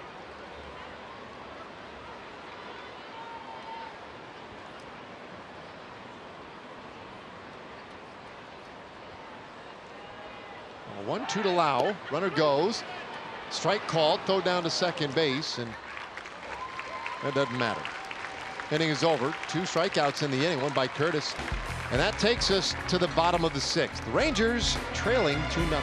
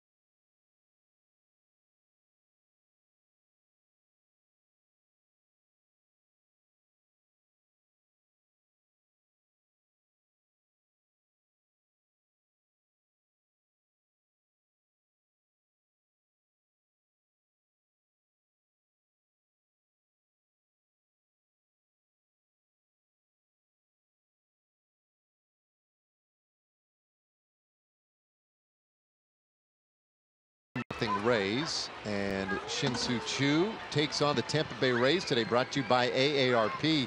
Last 9 games against the Rays, just 5 home runs with 10 RBIs and an OPS over 1100. And Choo leading things off here in the bottom of the 6th inning. Choo, Odor, and Andrews. Now the Rangers turn to go 3rd time through the order. Glasnow has allowed 1 infield hit. That is it. He's been pretty good 3rd time through so far. It hasn't been a lot of opportunities because this is just his 9th start of the year after throwing exclusively out of the bullpen in 34 games for the Pirates. But the numbers are good. 234 first time through. That's pretty good. 200 3rd time through. I'm doing a little out of order here. 2nd time through the order, a 138 batting average against. But 200 3rd time through is pretty good. And you can see why. He's got the kind of stuff that I would not be reluctant to let him go third time through the order. If he's on and the command is there, I mentioned the command had been an issue for him at certain times, but if the command is on, with that slider curveball combination to go with 95 to 100, you absolutely should be able to get through the order a third time through.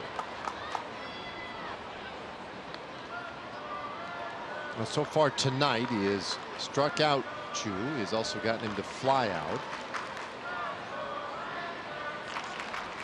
And this one will be just his 70th pitch of the night.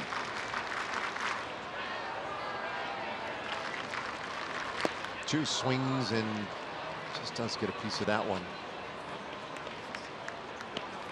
That's what he has done by inning. That first inning where he hit Odor, walked Mazzara, the longest in terms of pitches thrown tonight. Basically everything very well in check.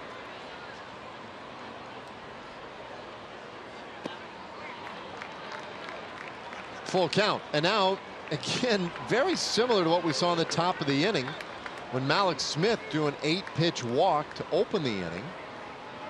Chu will now see his 8th pitch of this at bat, and he takes high, ball 4, and the Rangers get the lead man on. Hey, this Sunday is Fan Appreciation Day. Fans get a 2018 Rangers team photo, complete with next year's schedule on the back, and a voucher for a free ticket to select games in 2019. Not going to want to miss all the prizes we're giving away every inning during the game, including autographed baseballs and jerseys. Tickets available at TexasRangers.com or by calling 972-RANGERS. Fan Appreciation Day on Sunday. Always one of the best games of the year, except when it comes along, you always kind of wish that it was still off in the distance. This ball hit well out to left field. Pham back a couple of steps. He'll make the catch. So Dor takes a good pass at that one, but flies out, one away. The shortstop, Elvis Andrews.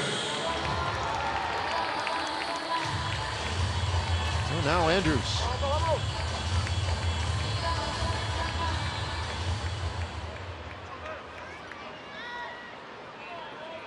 It's the first time tonight that the Rangers have gotten the lead man on base. Chu with the walk. He's only the 4th base runner the Rangers have had under any condition tonight. Elvis 0 for 2. Retired once in the air, once on the ground.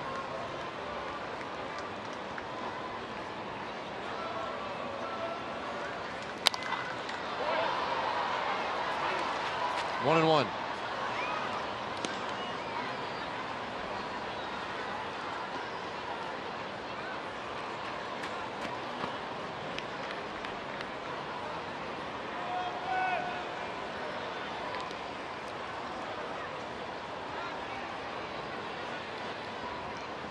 Elvis has experienced a bit of a slowdown recently. That's a piece of that one. Did not play in yesterday's finale. Did you see that yesterday, by the way? The Rangers starting lineup featured a little over 2,000 hits. And in just 3 guys on the bench, the Rangers had nearly 6,200 career hits. I think it was Jason Stark that tweeted that out. I didn't see that. Or was it you? Of course I saw that. You weren't watching, you weren't paying attention. You were I doing saw your your fantasy tweet. football or something yesterday. I don't play fantasy football. What? I don't have time for that.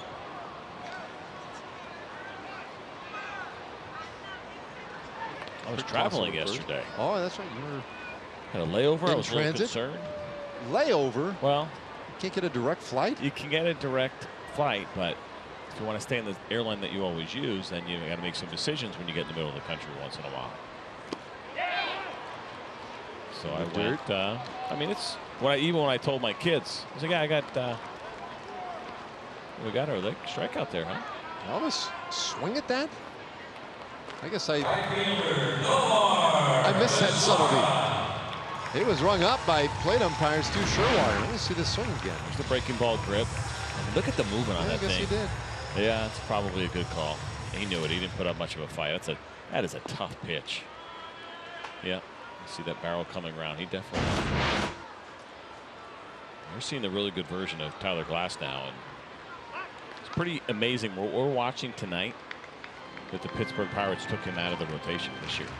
Now, the slider was new, and I get it. You look at 100 miles an hour with a good breaking ball, and you know what? You could say, let's just keep it simple, use you an inning at a time, and go ahead and blow it out. You could get a lot of value out of a guy like that. But I'm a huge believer in making sure when you're developing pitchers and going through the process when you make that decision that you exhaust all options to see what they can do as a starter first. Now, the game has changed a little bit, and there's a lot of value in relievers, and maybe that's how the Pirates looked at it and said, let's just go ahead and make this happen now. Even though he's only 25 years old, let's go ahead and put him in the bullpen. But you see a night like this, and you see the stuff, and you say, of course, this is top of the rotation kind of stuff. I'm surprised the Pirates didn't wait it out a little bit longer for Tyler Glass. Now, last year wasn't pretty. It was a bad one for him. Maybe that's part of it. He had 13 starts in a 7.69 ERA. Had a couple of games out of the bullpen at the big league level.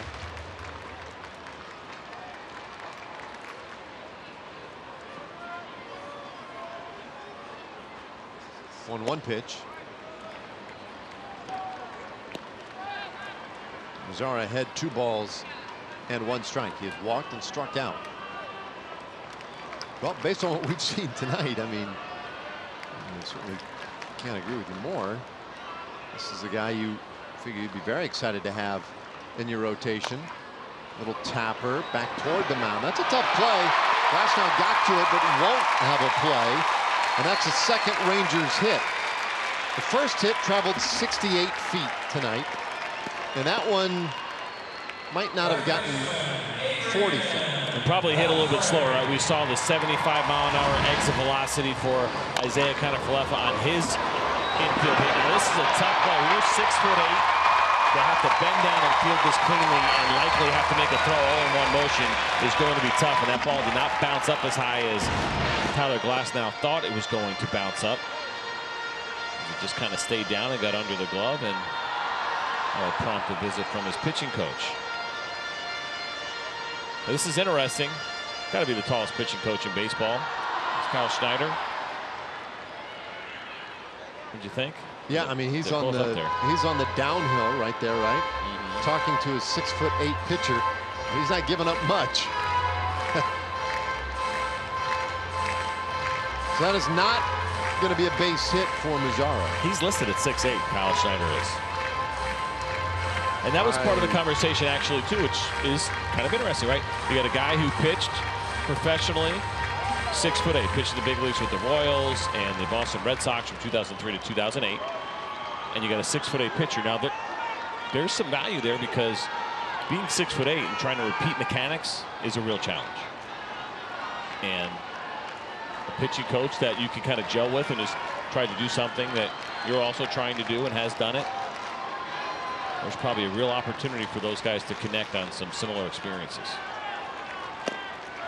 Beltre takes very high for a ball. So a walk.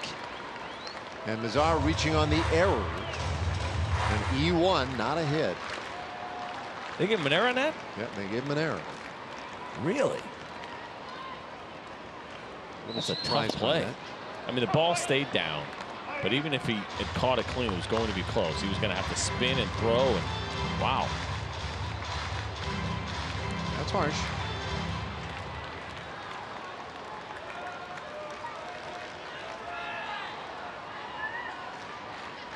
One pitch. Beltre wanted to. Well, our Southwest Airlines bullpen live look. Everybody's up. Really, they have 3 guys up at one time. It's not unlikely. It's possible that guys are throwing.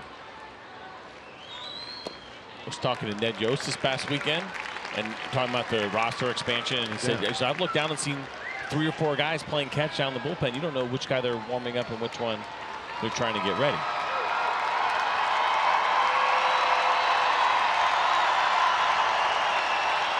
They have 14 guys in their bullpen. Beltre high in the air to center field. Kiermaier positioned well, and the inning is over. Well, the Rangers leave 2 more. We go to the 7th inning tonight. The Rays lead the Rangers 2-0.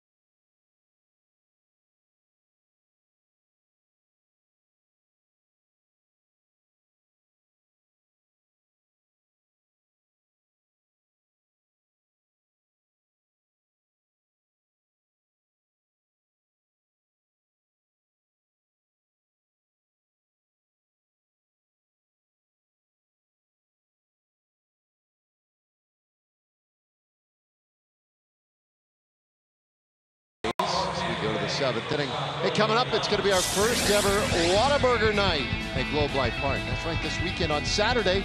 Purchase theme night tickets through this special offer and receive a limited edition Whataburger themed Texas Rangers trucker hat. Tickets at texasrangers.com/theme nights. Mariners in town over the weekend. Final week of the home season beginning tonight. All right, Willie Adames in this 7th inning against Zach Curtis. Adames 0 for 2. Twice he is flied out to right field.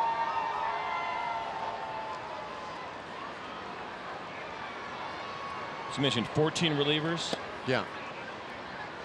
For the Tampa Bay Rays, which of course, they would have a lot in September, but just the way they even run their bullpen in general makes a lot of sense. If they're going to go 2 to 3 starters, you could see where even under normal circumstances that they would go 10 relievers.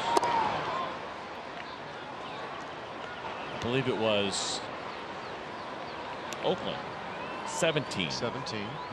And the real crying shame in that is that only 2 of them are lefty. That's certainly an unusual side note. Discriminatory, for sure, I would say is the best way to describe it. Well, listen, not everybody can have as many lefties as they want. As a walk starts things here in the 7th inning. I haven't looked in a while, and we get to go there next week. Do the Angels, they only have 1? 1 left. That doesn't give you an indication of what you want to do with your child and which arm you should take behind his back when he's young. Because they probably are they're up there too. I don't know exactly, but they probably have 15 relievers. Angels, yeah, they're so 32 relievers, 3 lefties between those 2 clubs. You're seeing a problem with that? I mean, trying to win. Kiermaier 0 for 2. I'll take low. So Zach Curtis last inning walked the first man he faced, Joey Wendell, and struck out Lau to win the inning. And this inning walks the first man he faces in Adames and has to deal with Kiermaier. 3 lefties at the bottom of the order, starting with Kiermaier. And then when you turn the lineup over to Malik Smith, another lefty, so it's 4 in a row. All right, Martin Perez getting ready down in the Rangers bullpen.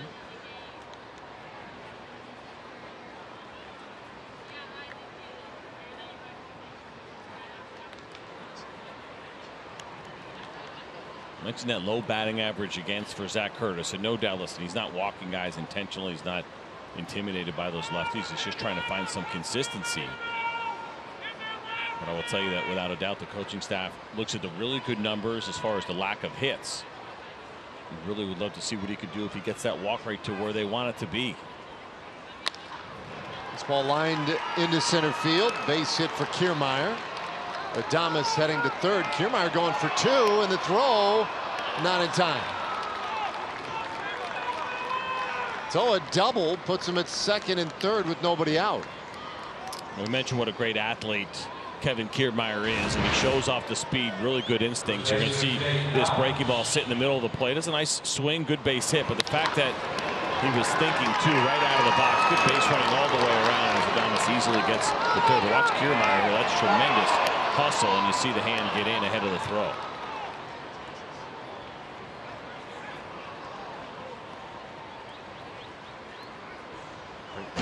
Work there to give us that nice clean look, and now with second and third nobody out, Doug Brocail out there to talk to Curtis.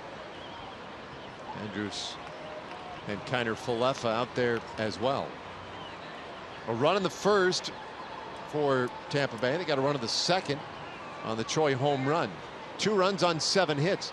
Rangers meanwhile no runs on 2 hits, and which reminds me, little scoring change for you in the bottom of the 6th inning. Mazzara, that little tapper along the first baseline, originally scored an error on the pitcher, has now been changed, so it is a base hit.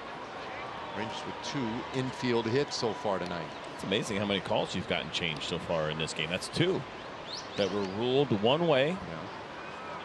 That you were obviously extremely upset about. Pounded the desk, and both of them got changed. Infield in. And a fly ball out to left field. Calhoun ranging back. And he'll make the catch. Adames tags, so does Kiermaier. One scores, the other moves up to third. And it's 3-0 Tampa Bay.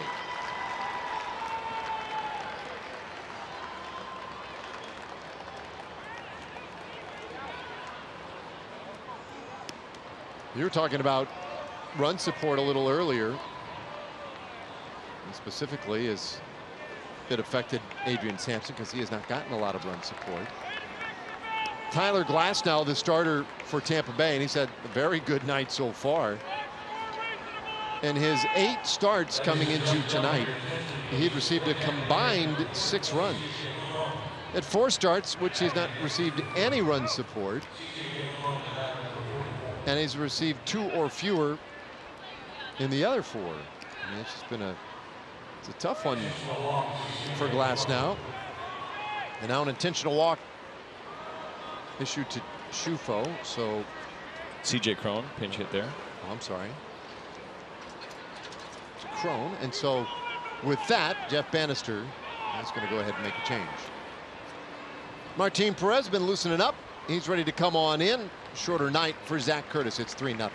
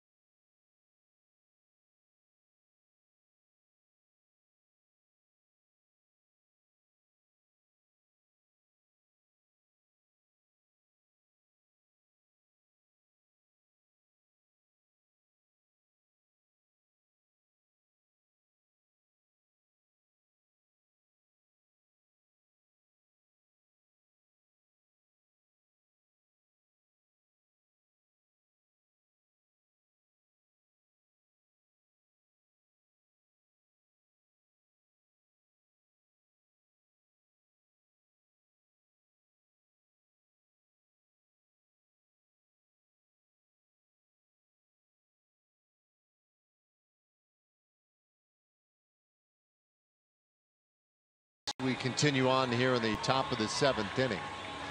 And looking ahead to our forward probables tomorrow night.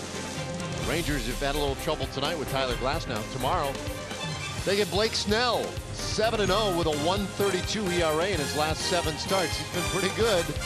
Giovanni Gallardo, though, in 8 starts here at home, 5-1 this season. So hoping for a good pitching matchup tomorrow night, the middle game of this series. Martin Perez, meanwhile, his job to try and keep this a 3-0 game. Well, those are the overall numbers for Martin. 18 games and a 6.55 ERA in his 77 innings of work so far this season. But he has been in the pen for a little while now, and the Rangers want to get a look at him and what he has done so far as a reliever. And is there a future for Martin Perez in the bullpen? Will he try to find his way back into the rotation next year? We'll see. He's throwing the ball well as a reliever. It's been 5 games for him, a 3.24 ERA up to this point in 8 1/3 innings for Martin. Well, his first pitch in there for a strike to Malik Smith. Men on the corners and only 1 out. This guy's been good against lefties. That's the other part. He's already been on base 3 times tonight with a couple of hits and a walk, but he's hitting .355 against left-handed pitching.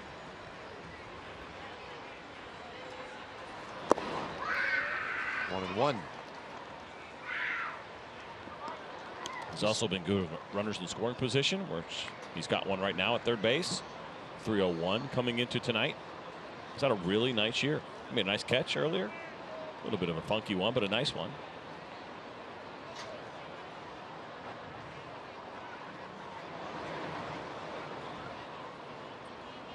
One pitch to Smith, a bunt picked up by Kiner Falefa, and he will tag out Kiermaier. Second out of the inning, nicely done by Kiner Falefa. 2 away.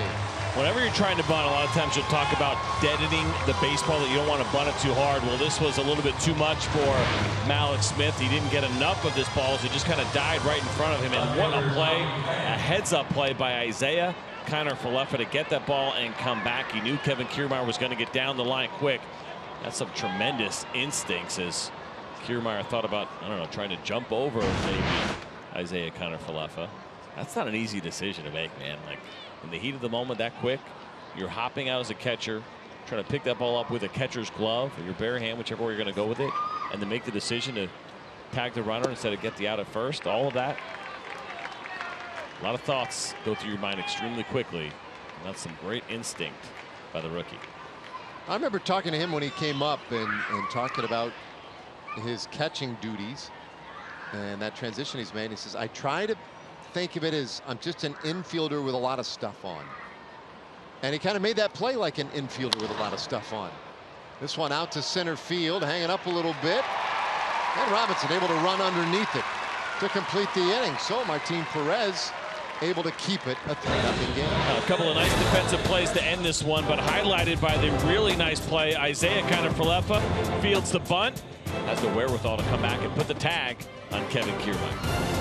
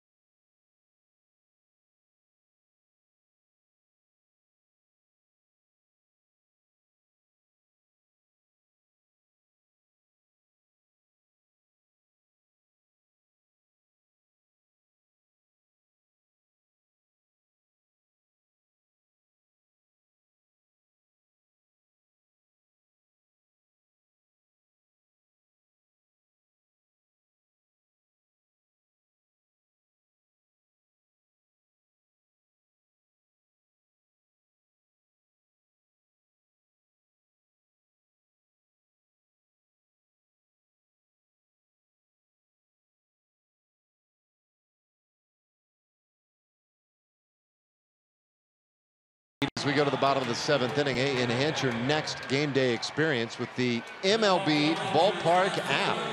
Access and manage your tickets, enjoy check-in offers, exclusive content, and a whole lot more. Download the MLB Ballpark app today. So a couple changes here for the Rays as we move to the bottom of the 7th inning.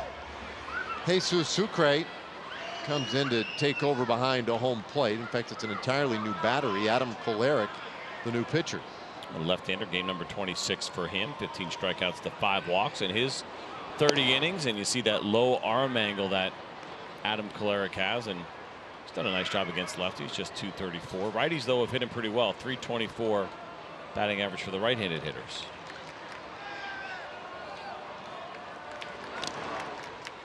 Big swing and a miss that time by Calhoun. I actually played with this guy back in 2012. He was a standard over-the-top thrower back then, coming through the Mets system, but he's now found a way, which is not uncommon for left-handers, and you always get opportunities and try to extend your career. But the idea of being able to drop down that arm angle can make you pretty tough against left-handers, and that's what Kolarek has done here with the Rays.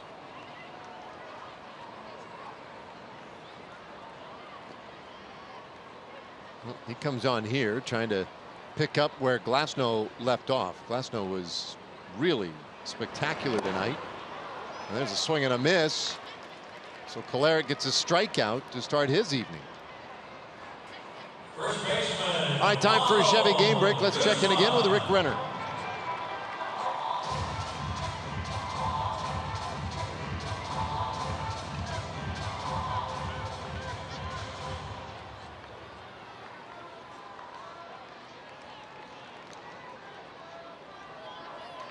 All right, so pitching apparently the rule of the day today. Seen some good pitching here, and a big swing and a miss by Ronald Guzman.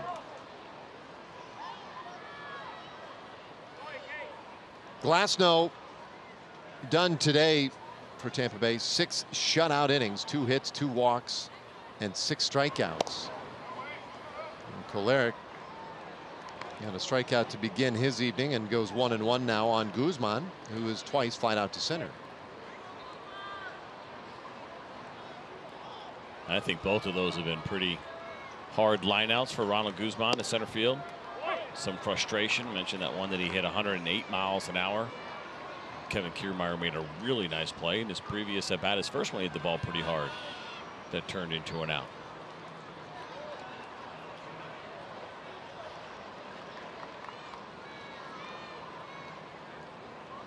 1-2. And a little tapper past the mound. Adames takes care of Guzman, 2 away. All right, let's take a moment now and check in again with the folks over at Kia.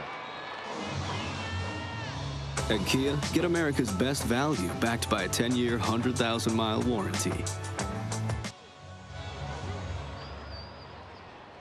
Kolarek, nice beginning to his evening. 2 up, 2 down. They'll face Isaiah Kiner-Falefa. And there's a strike.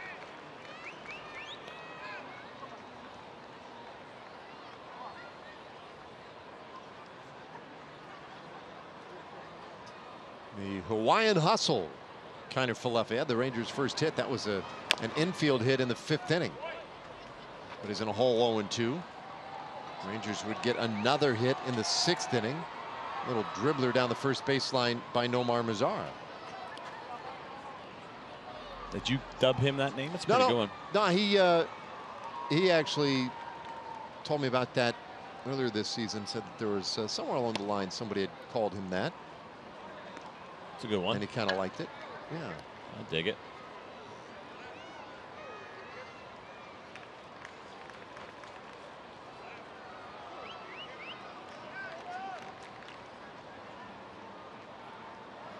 One-two pitch. And a bouncer up the middle. Lau takes care of it, and it's a 1-2-3 for Kolarek. We've played 7 so far. As we head to the 8th, this one all Rays 3-0.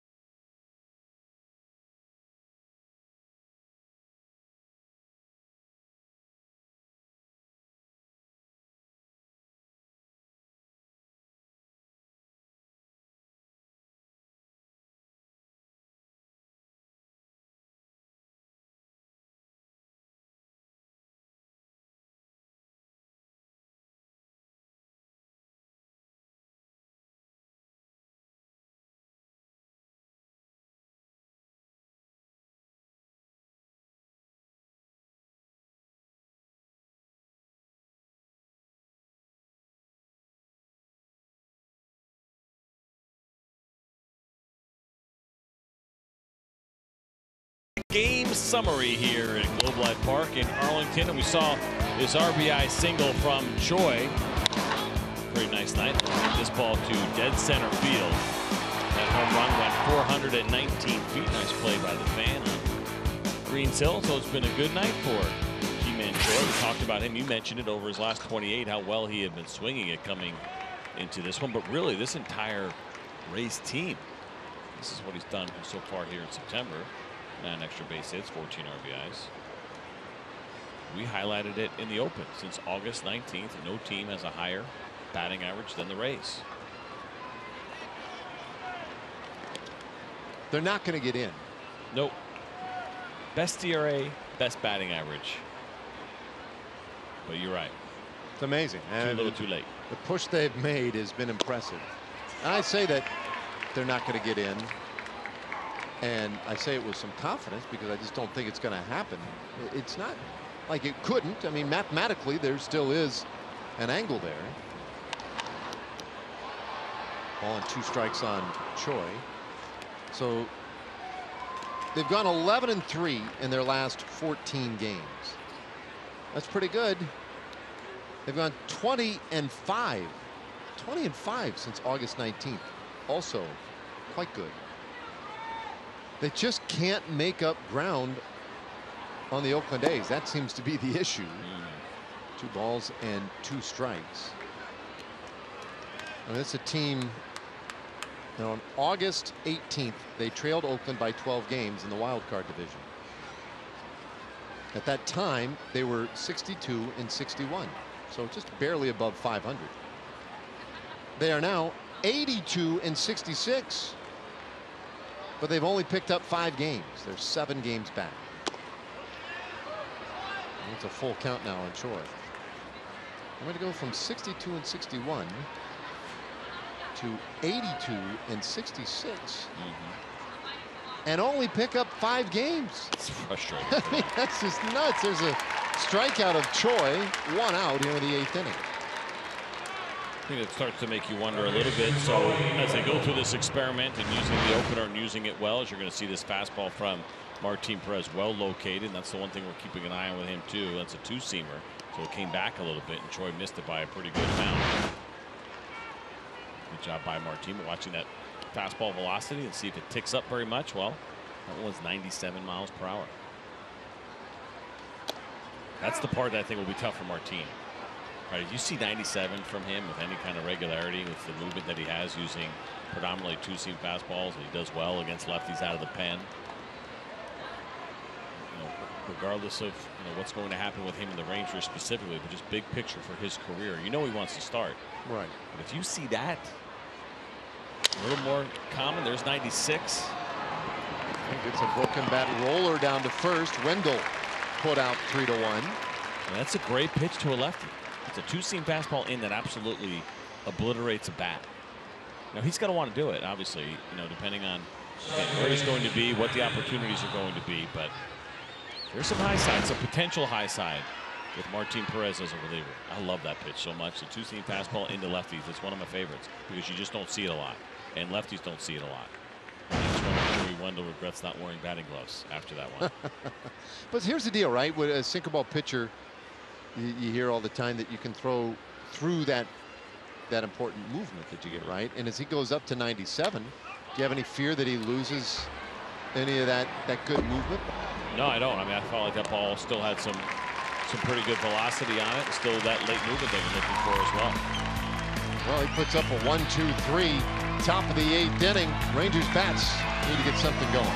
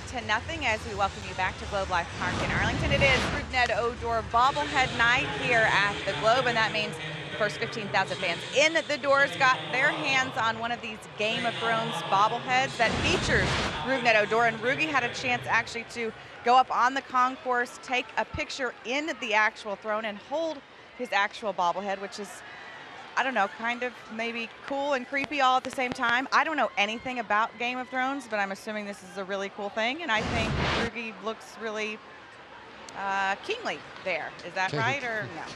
He played the part well. Yeah. He game faced it for sure. I am with you. I've never seen Game of Thrones, so I don't know anything about it either.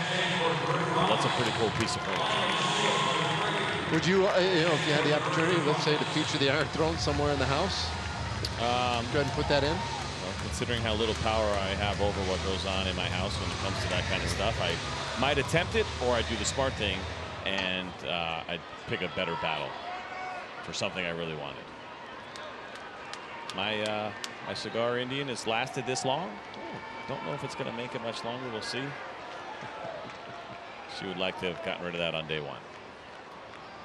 Well, Delano DeShields will pinch hit here to start the 8th inning against Jose Alvarado. A new reliever on for Tampa Bay, making his 67th appearance. It's been a great year for him. 72 strikeouts in the 16 1/3 innings. Hit opponent's batting average. He's been better actually against righties. 157 against the righties, 216 against lefties. I mean, good all the way around. And you see that fastball there at 96 miles an hour. This year the fastball's averaged 97, the slider at 89, and the curveball at 84.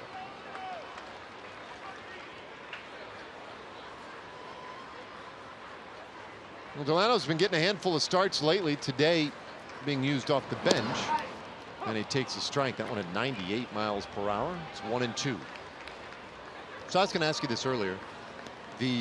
As we know, the Rays have gone with the opener with some regularity this year. Pardon me, the Rays.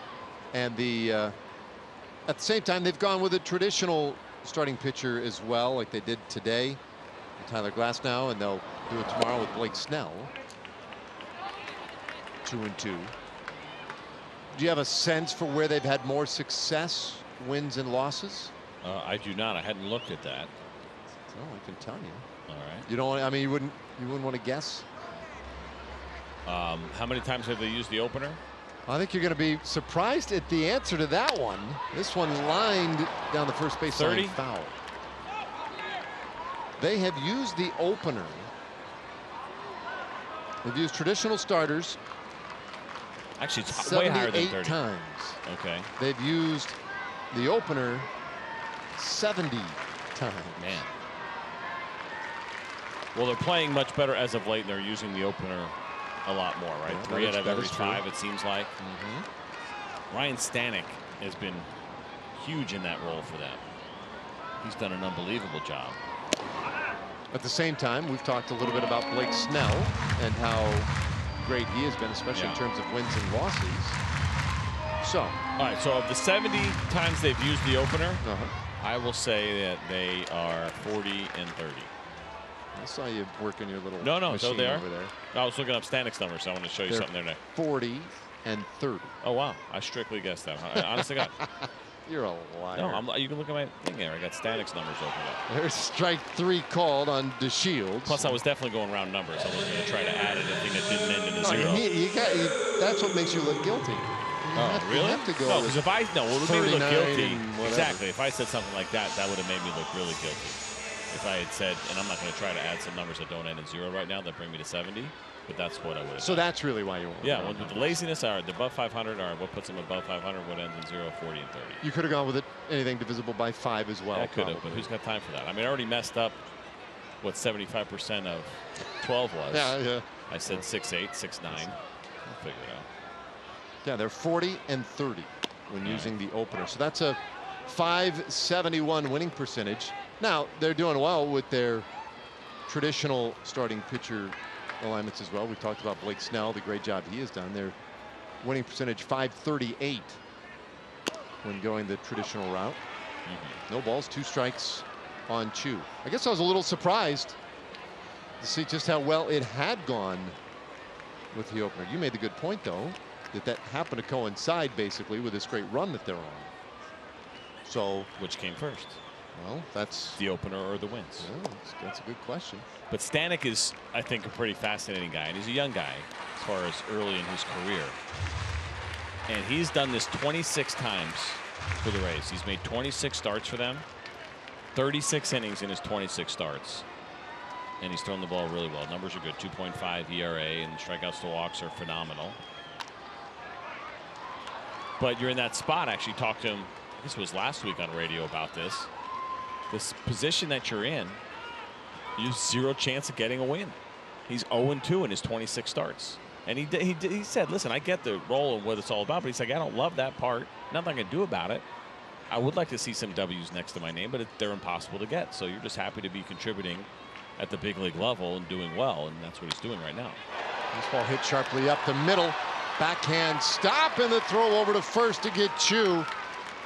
Chu a little frustrated as he turns by first base. Lau with a really nice defensive play there. Chu gone. Yeah, whenever you're going to have a night like this and we're into the 8th inning, the Rangers only have 2 hits. There have been some good defensive plays, and here's another one. Hard hit ball and just perfect use of the shift, and that is something that the Rays do a lot of.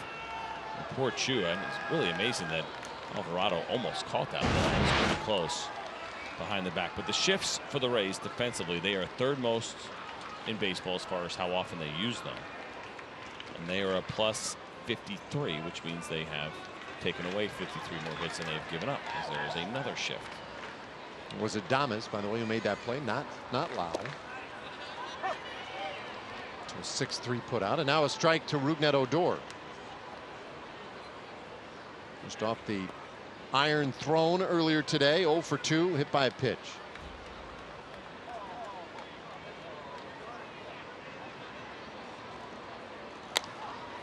This one off the handle foul. I know we've talked about it a bunch. We'll probably continue to talk about it as we see it, but that opener is somewhat out of necessity based on your staff and how they're built, right? You're not going to see the Houston Astros do it. They don't need it. They're deep in starting pitching. But if you lack at the back end of your rotation, but you got a lot of guys that are good in short stints, then yeah, it makes perfect sense to go that route. And I think more and more teams are kind of catching on to it. The idea of if you don't love what you have at the back end of your rotation, you can carry a couple of extra relievers and take it that route. Fastball on the corner, and Odor strikes out looking. Yeah, not much you can do about that. We go to the 9th inning. The Rangers are down by 3.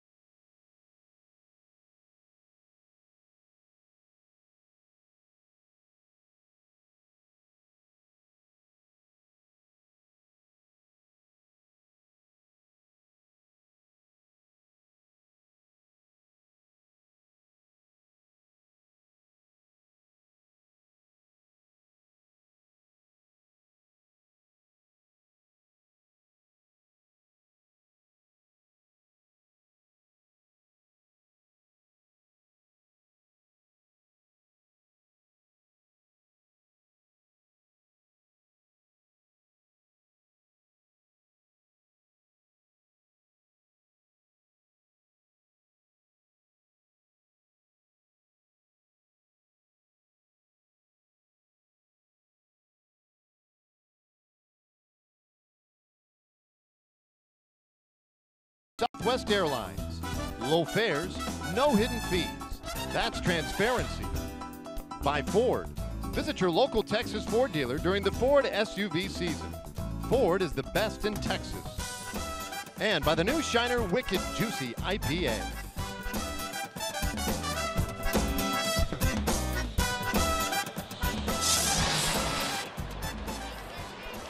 Well, 9th inning now. 3-0 Rays with the lead. Delano DeShields pinch hit last inning, and now hustling out to center. See him smiling there after that. I knew I was supposed to be out here. Anyway, let's go. Everybody had warmed up. We were set to go. All right, so Martin Perez. Nice job so far. He's faced 5, recorded 5 outs. I thought you asked an interesting question, and it's not an uncommon one when you talk about sinkers and if the velocity gets too high, the two-seam fastball. I would say that comes into play a little bit more for the guys that are maybe, you know, your 88 to 91s and they're feeling good that day and it's 92, 93, and then they lose that sink that they rely on so heavily. I do think with Martin Perez, even though he's so great at getting those double plays as a starter, he's not the ground ball rate isn't astronomical necessarily. It's just been in the right spots. And if you're talking about taking it from 94 to 97. Ball smacked up the middle by Adames, so the lead man on here in the 9th. I think you don't worry about the lack of sinker if you lose any as the velocity ticks up, because that's the thing. He can come in and air it out. Now this is turning into potentially a longer outing. I'd love to see him in those short 1-inning stints and multiple, you know, inning day off back to back with a couple and see how he feels and how he does. That seemed like a little excessive celebration there at first base. Yeah, I mean, I know it wasn't. I mean, I know it that's wasn't at like least a 10-yard penalty. It wasn't his first big league hit or anything. I mean, well, I've never. I mean, I applaud the enthusiasm. We should all celebrate accomplishments every day like this. Is he riding the train? Driving the train? Woo.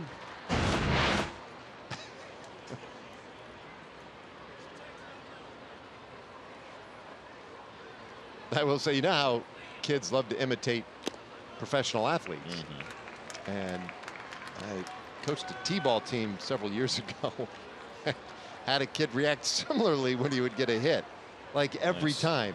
I thought, wow, that's some pretty good enthusiasm. I'd love to see that from the kids. One of my favorite reactions I ever got from a kid, you know, one of the things that's tough is you see that strikeout there from Martin Perez using that two-seam fastball, and a quick strikeout of Kevin Kiermaier. But I had a kid, so you know, you don't 9 positions. You usually have 10 or 11 players, so you got to tell who's sitting this inning. Yeah. And I went over and I said, Timmy, you're on the bench this inning. Yes. Had a fist pump. He was so happy. He didn't want to go back out there. That's not good. He was done. No, it wasn't his thing. It might have been the last year that he played. It was 8U at the time, but he was so pumped to be able to sit on the bench and not to have to go back out there. I remember it clear as day. A decade ago. Oh, he's such a good kid and a fun kid. But you know, as far as playing time, he could take it or leave it. Apparently. He was just happy to be there. A little bit, I think. Well, new treats were probably coming, hopefully. Yeah. Fist pump on the bench time.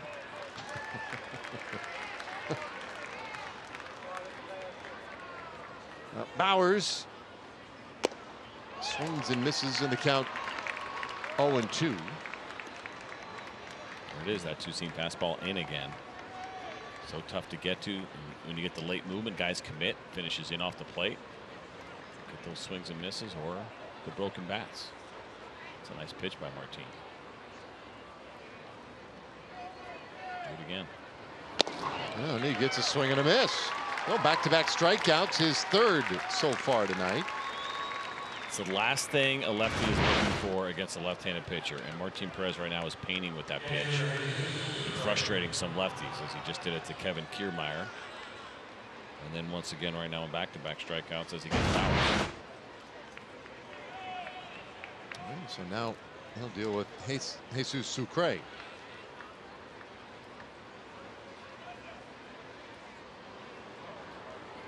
First at bat of the night for the Rays catcher. Came in defensively in the bottom of the 7th inning.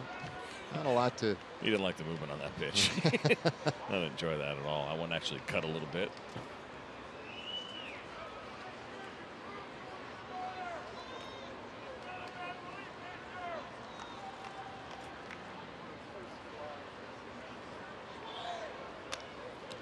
One and one.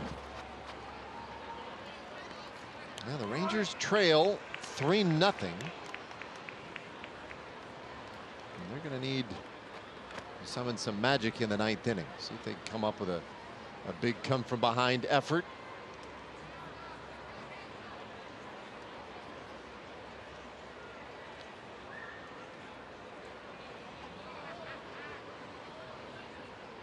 One pitch, and Sucre swings and misses. Saw the average well below the Mendoza line for Sucre. No home runs this year for him either.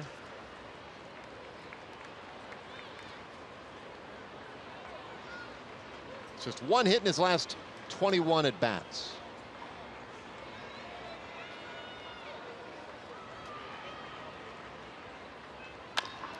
Chopper, third base. Beltre takes it on a high hop. Will go the short way to second, where they force out Adames. The inning is done. Last chance for the Rangers coming up, trailing by 3. Elvis Andrus will start things off. Nomar Mazara to follow. And Adrian Beltre bats third in the 9th.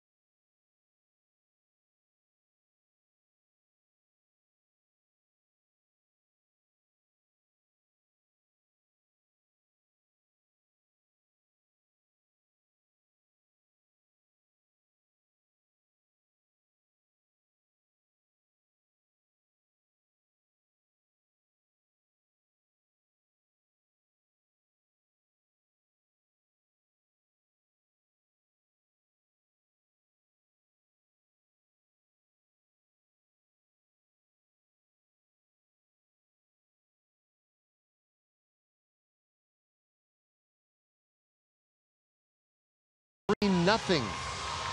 Tomorrow, Fox Sports Southwest and the Texas Rangers. You know, we've been going outside the box this summer. Our last theme night tomorrow night. Tomorrow night's all about Little League. And its influence and role, not just at the Major League level, but all of baseball. CJ's been hard at work on this one. I bet that little guy plays Little League. That's going to be a good one tomorrow, yeah. He wants a couple of runs here. Actually, he wants at least 3, preferably 4 here in the bottom of the 9th inning. She's still feeling it. That's the kind of energy that we need. But yeah, tomorrow's going to be fun. I think it'll be a good one for parents. It'll be a good one for your Little Leaguers as well. We got some demo stuff that we're going to get into, talk about Little League experiences. And it's a tough time to be a parent of an amateur athlete, even when they're little, because there's so much going on. There's so much information out there, and we'll try to sort through some of it for you.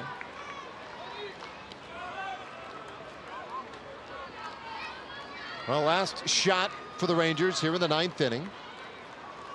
Sergio Romo in this 9th, and he floats that one just off the outside corner. 2-0. Yeah, Romo's done a really nice job for the Rays this year. 68th game for him, those 67 strikeouts are a respectable opponent's batting average, and you see the repertoire. It's the fastball, the slider, and the changeup. And the slider really has been the marquee pitch for Sergio Romo. Not a guy afraid to throw a lot of them and throw them consistently. Kind of slings it with that lower arm angle that he has. He's been tough on righties throughout his career because of that slider.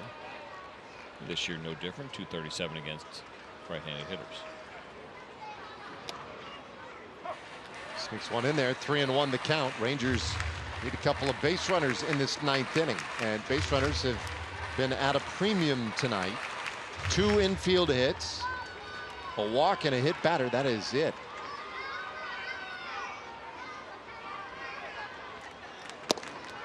Breaking ball, and that's a strike. Full count.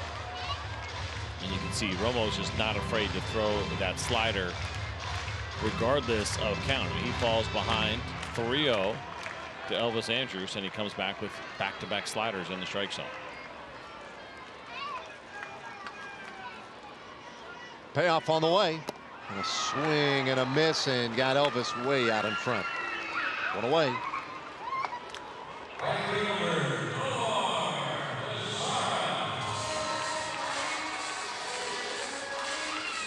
Well, Nomar has been on twice tonight. He walked, and he had that little dribbler of a single in the 6th inning.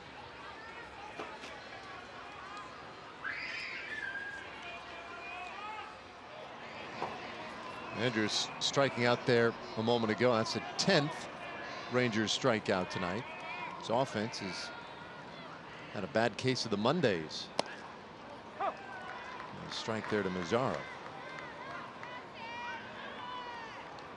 Just home after a long road trip, a 3-city road trip. Oakland, Anaheim, and San Diego.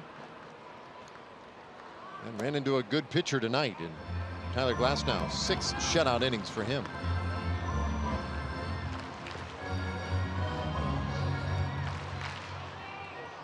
Romo looking for his 22nd save of the season.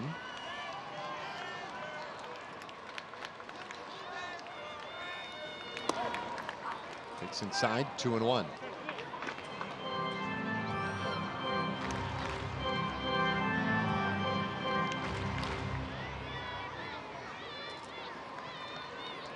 Romo has also made 5 starts this year. He was at the front end of all that opener stuff going on in Tampa. 2-2 the count. You start to wonder a little bit when they were kind of messing around with the idea. You say, well, why Sergio Romo, right? We think about maybe lower leverage relievers. Romo in there right now going for his 22nd save of the season. But he's also got 5 starts. I got to believe that's going to be some kind of weird record. Another slow tapper, this one towards second. And Lau throws out Mazzara, 2 away. Yeah, that's kind of where I was headed. I think when you look at, let's say, 20 or more saves in a season and most starts in that same season, Romo might have that one right now. Although it seems like a little bit of a throwback to an older era where guys might have swapped those kinds of roles with a little more frequency. Rangers down to their final out. Beltre 0 for 3 so far. And Romo missed his target by a mile.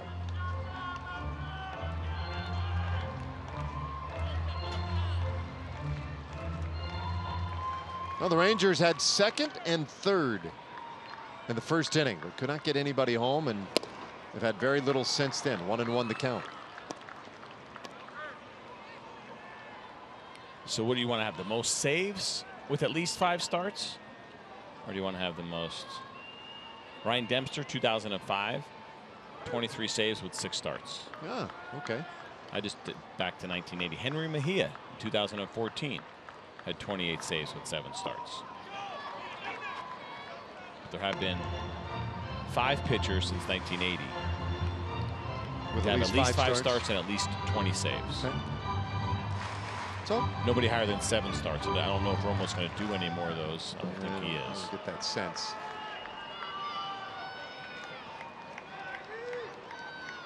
His 2-1, and Beltre takes outside. 3 balls and a strike. And before I click it, so I just did it 1980 real quick to look. If I go back to 1900, do you think the number's going to go up significantly? Yep. Those other 80 years? Yep. You'd be incorrect. Because you had what, 5? 5 starts and at least 20 saves. But I mean, how many pitchers did you have that had? Oh yeah, 5. 3-1 pitch. Beltre swings and hits this ball a mile down the left field line. Foul. Full count. He knew it too. Adrian knew his foul. Didn't even leave the batter's box, and it was pretty close. And everyone having a good time about it right now, as Adrian always does. The number went up by 1 to 6. Is that right? Yeah. Take a look at the slider. That one stayed the plate over the plate just a little bit more. And there's ball 4. Beltre and Romo having some fun. At least Beltre was. He walks. That brings up Willie Calhoun.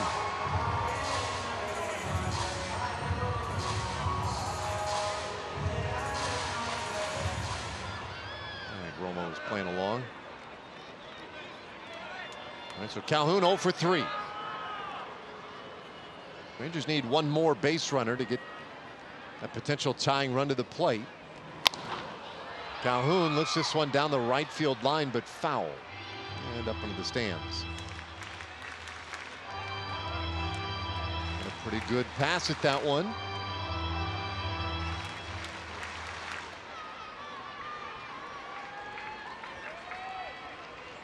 First of 3 here against Tampa Bay. Rangers and Rays played 3 down in Florida back in April. In fact, when we went down there, these Rays had a 3-12 record, and it was more or less assumed that whomever they played was going to have an easy time picking up wins, but Tampa Bay took 2 out of 3. 0-2 pitch. That's low.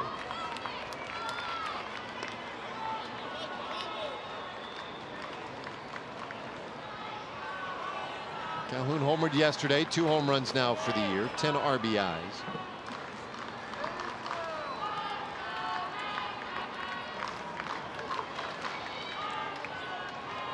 The 1-2.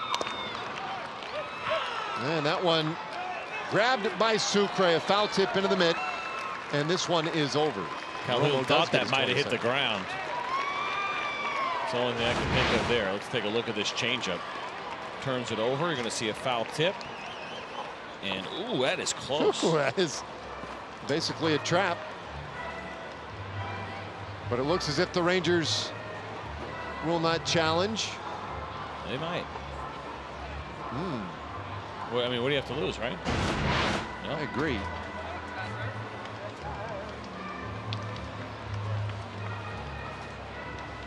I think you have like. Can you challenge that play? I don't know. I assumed you could. You might not be able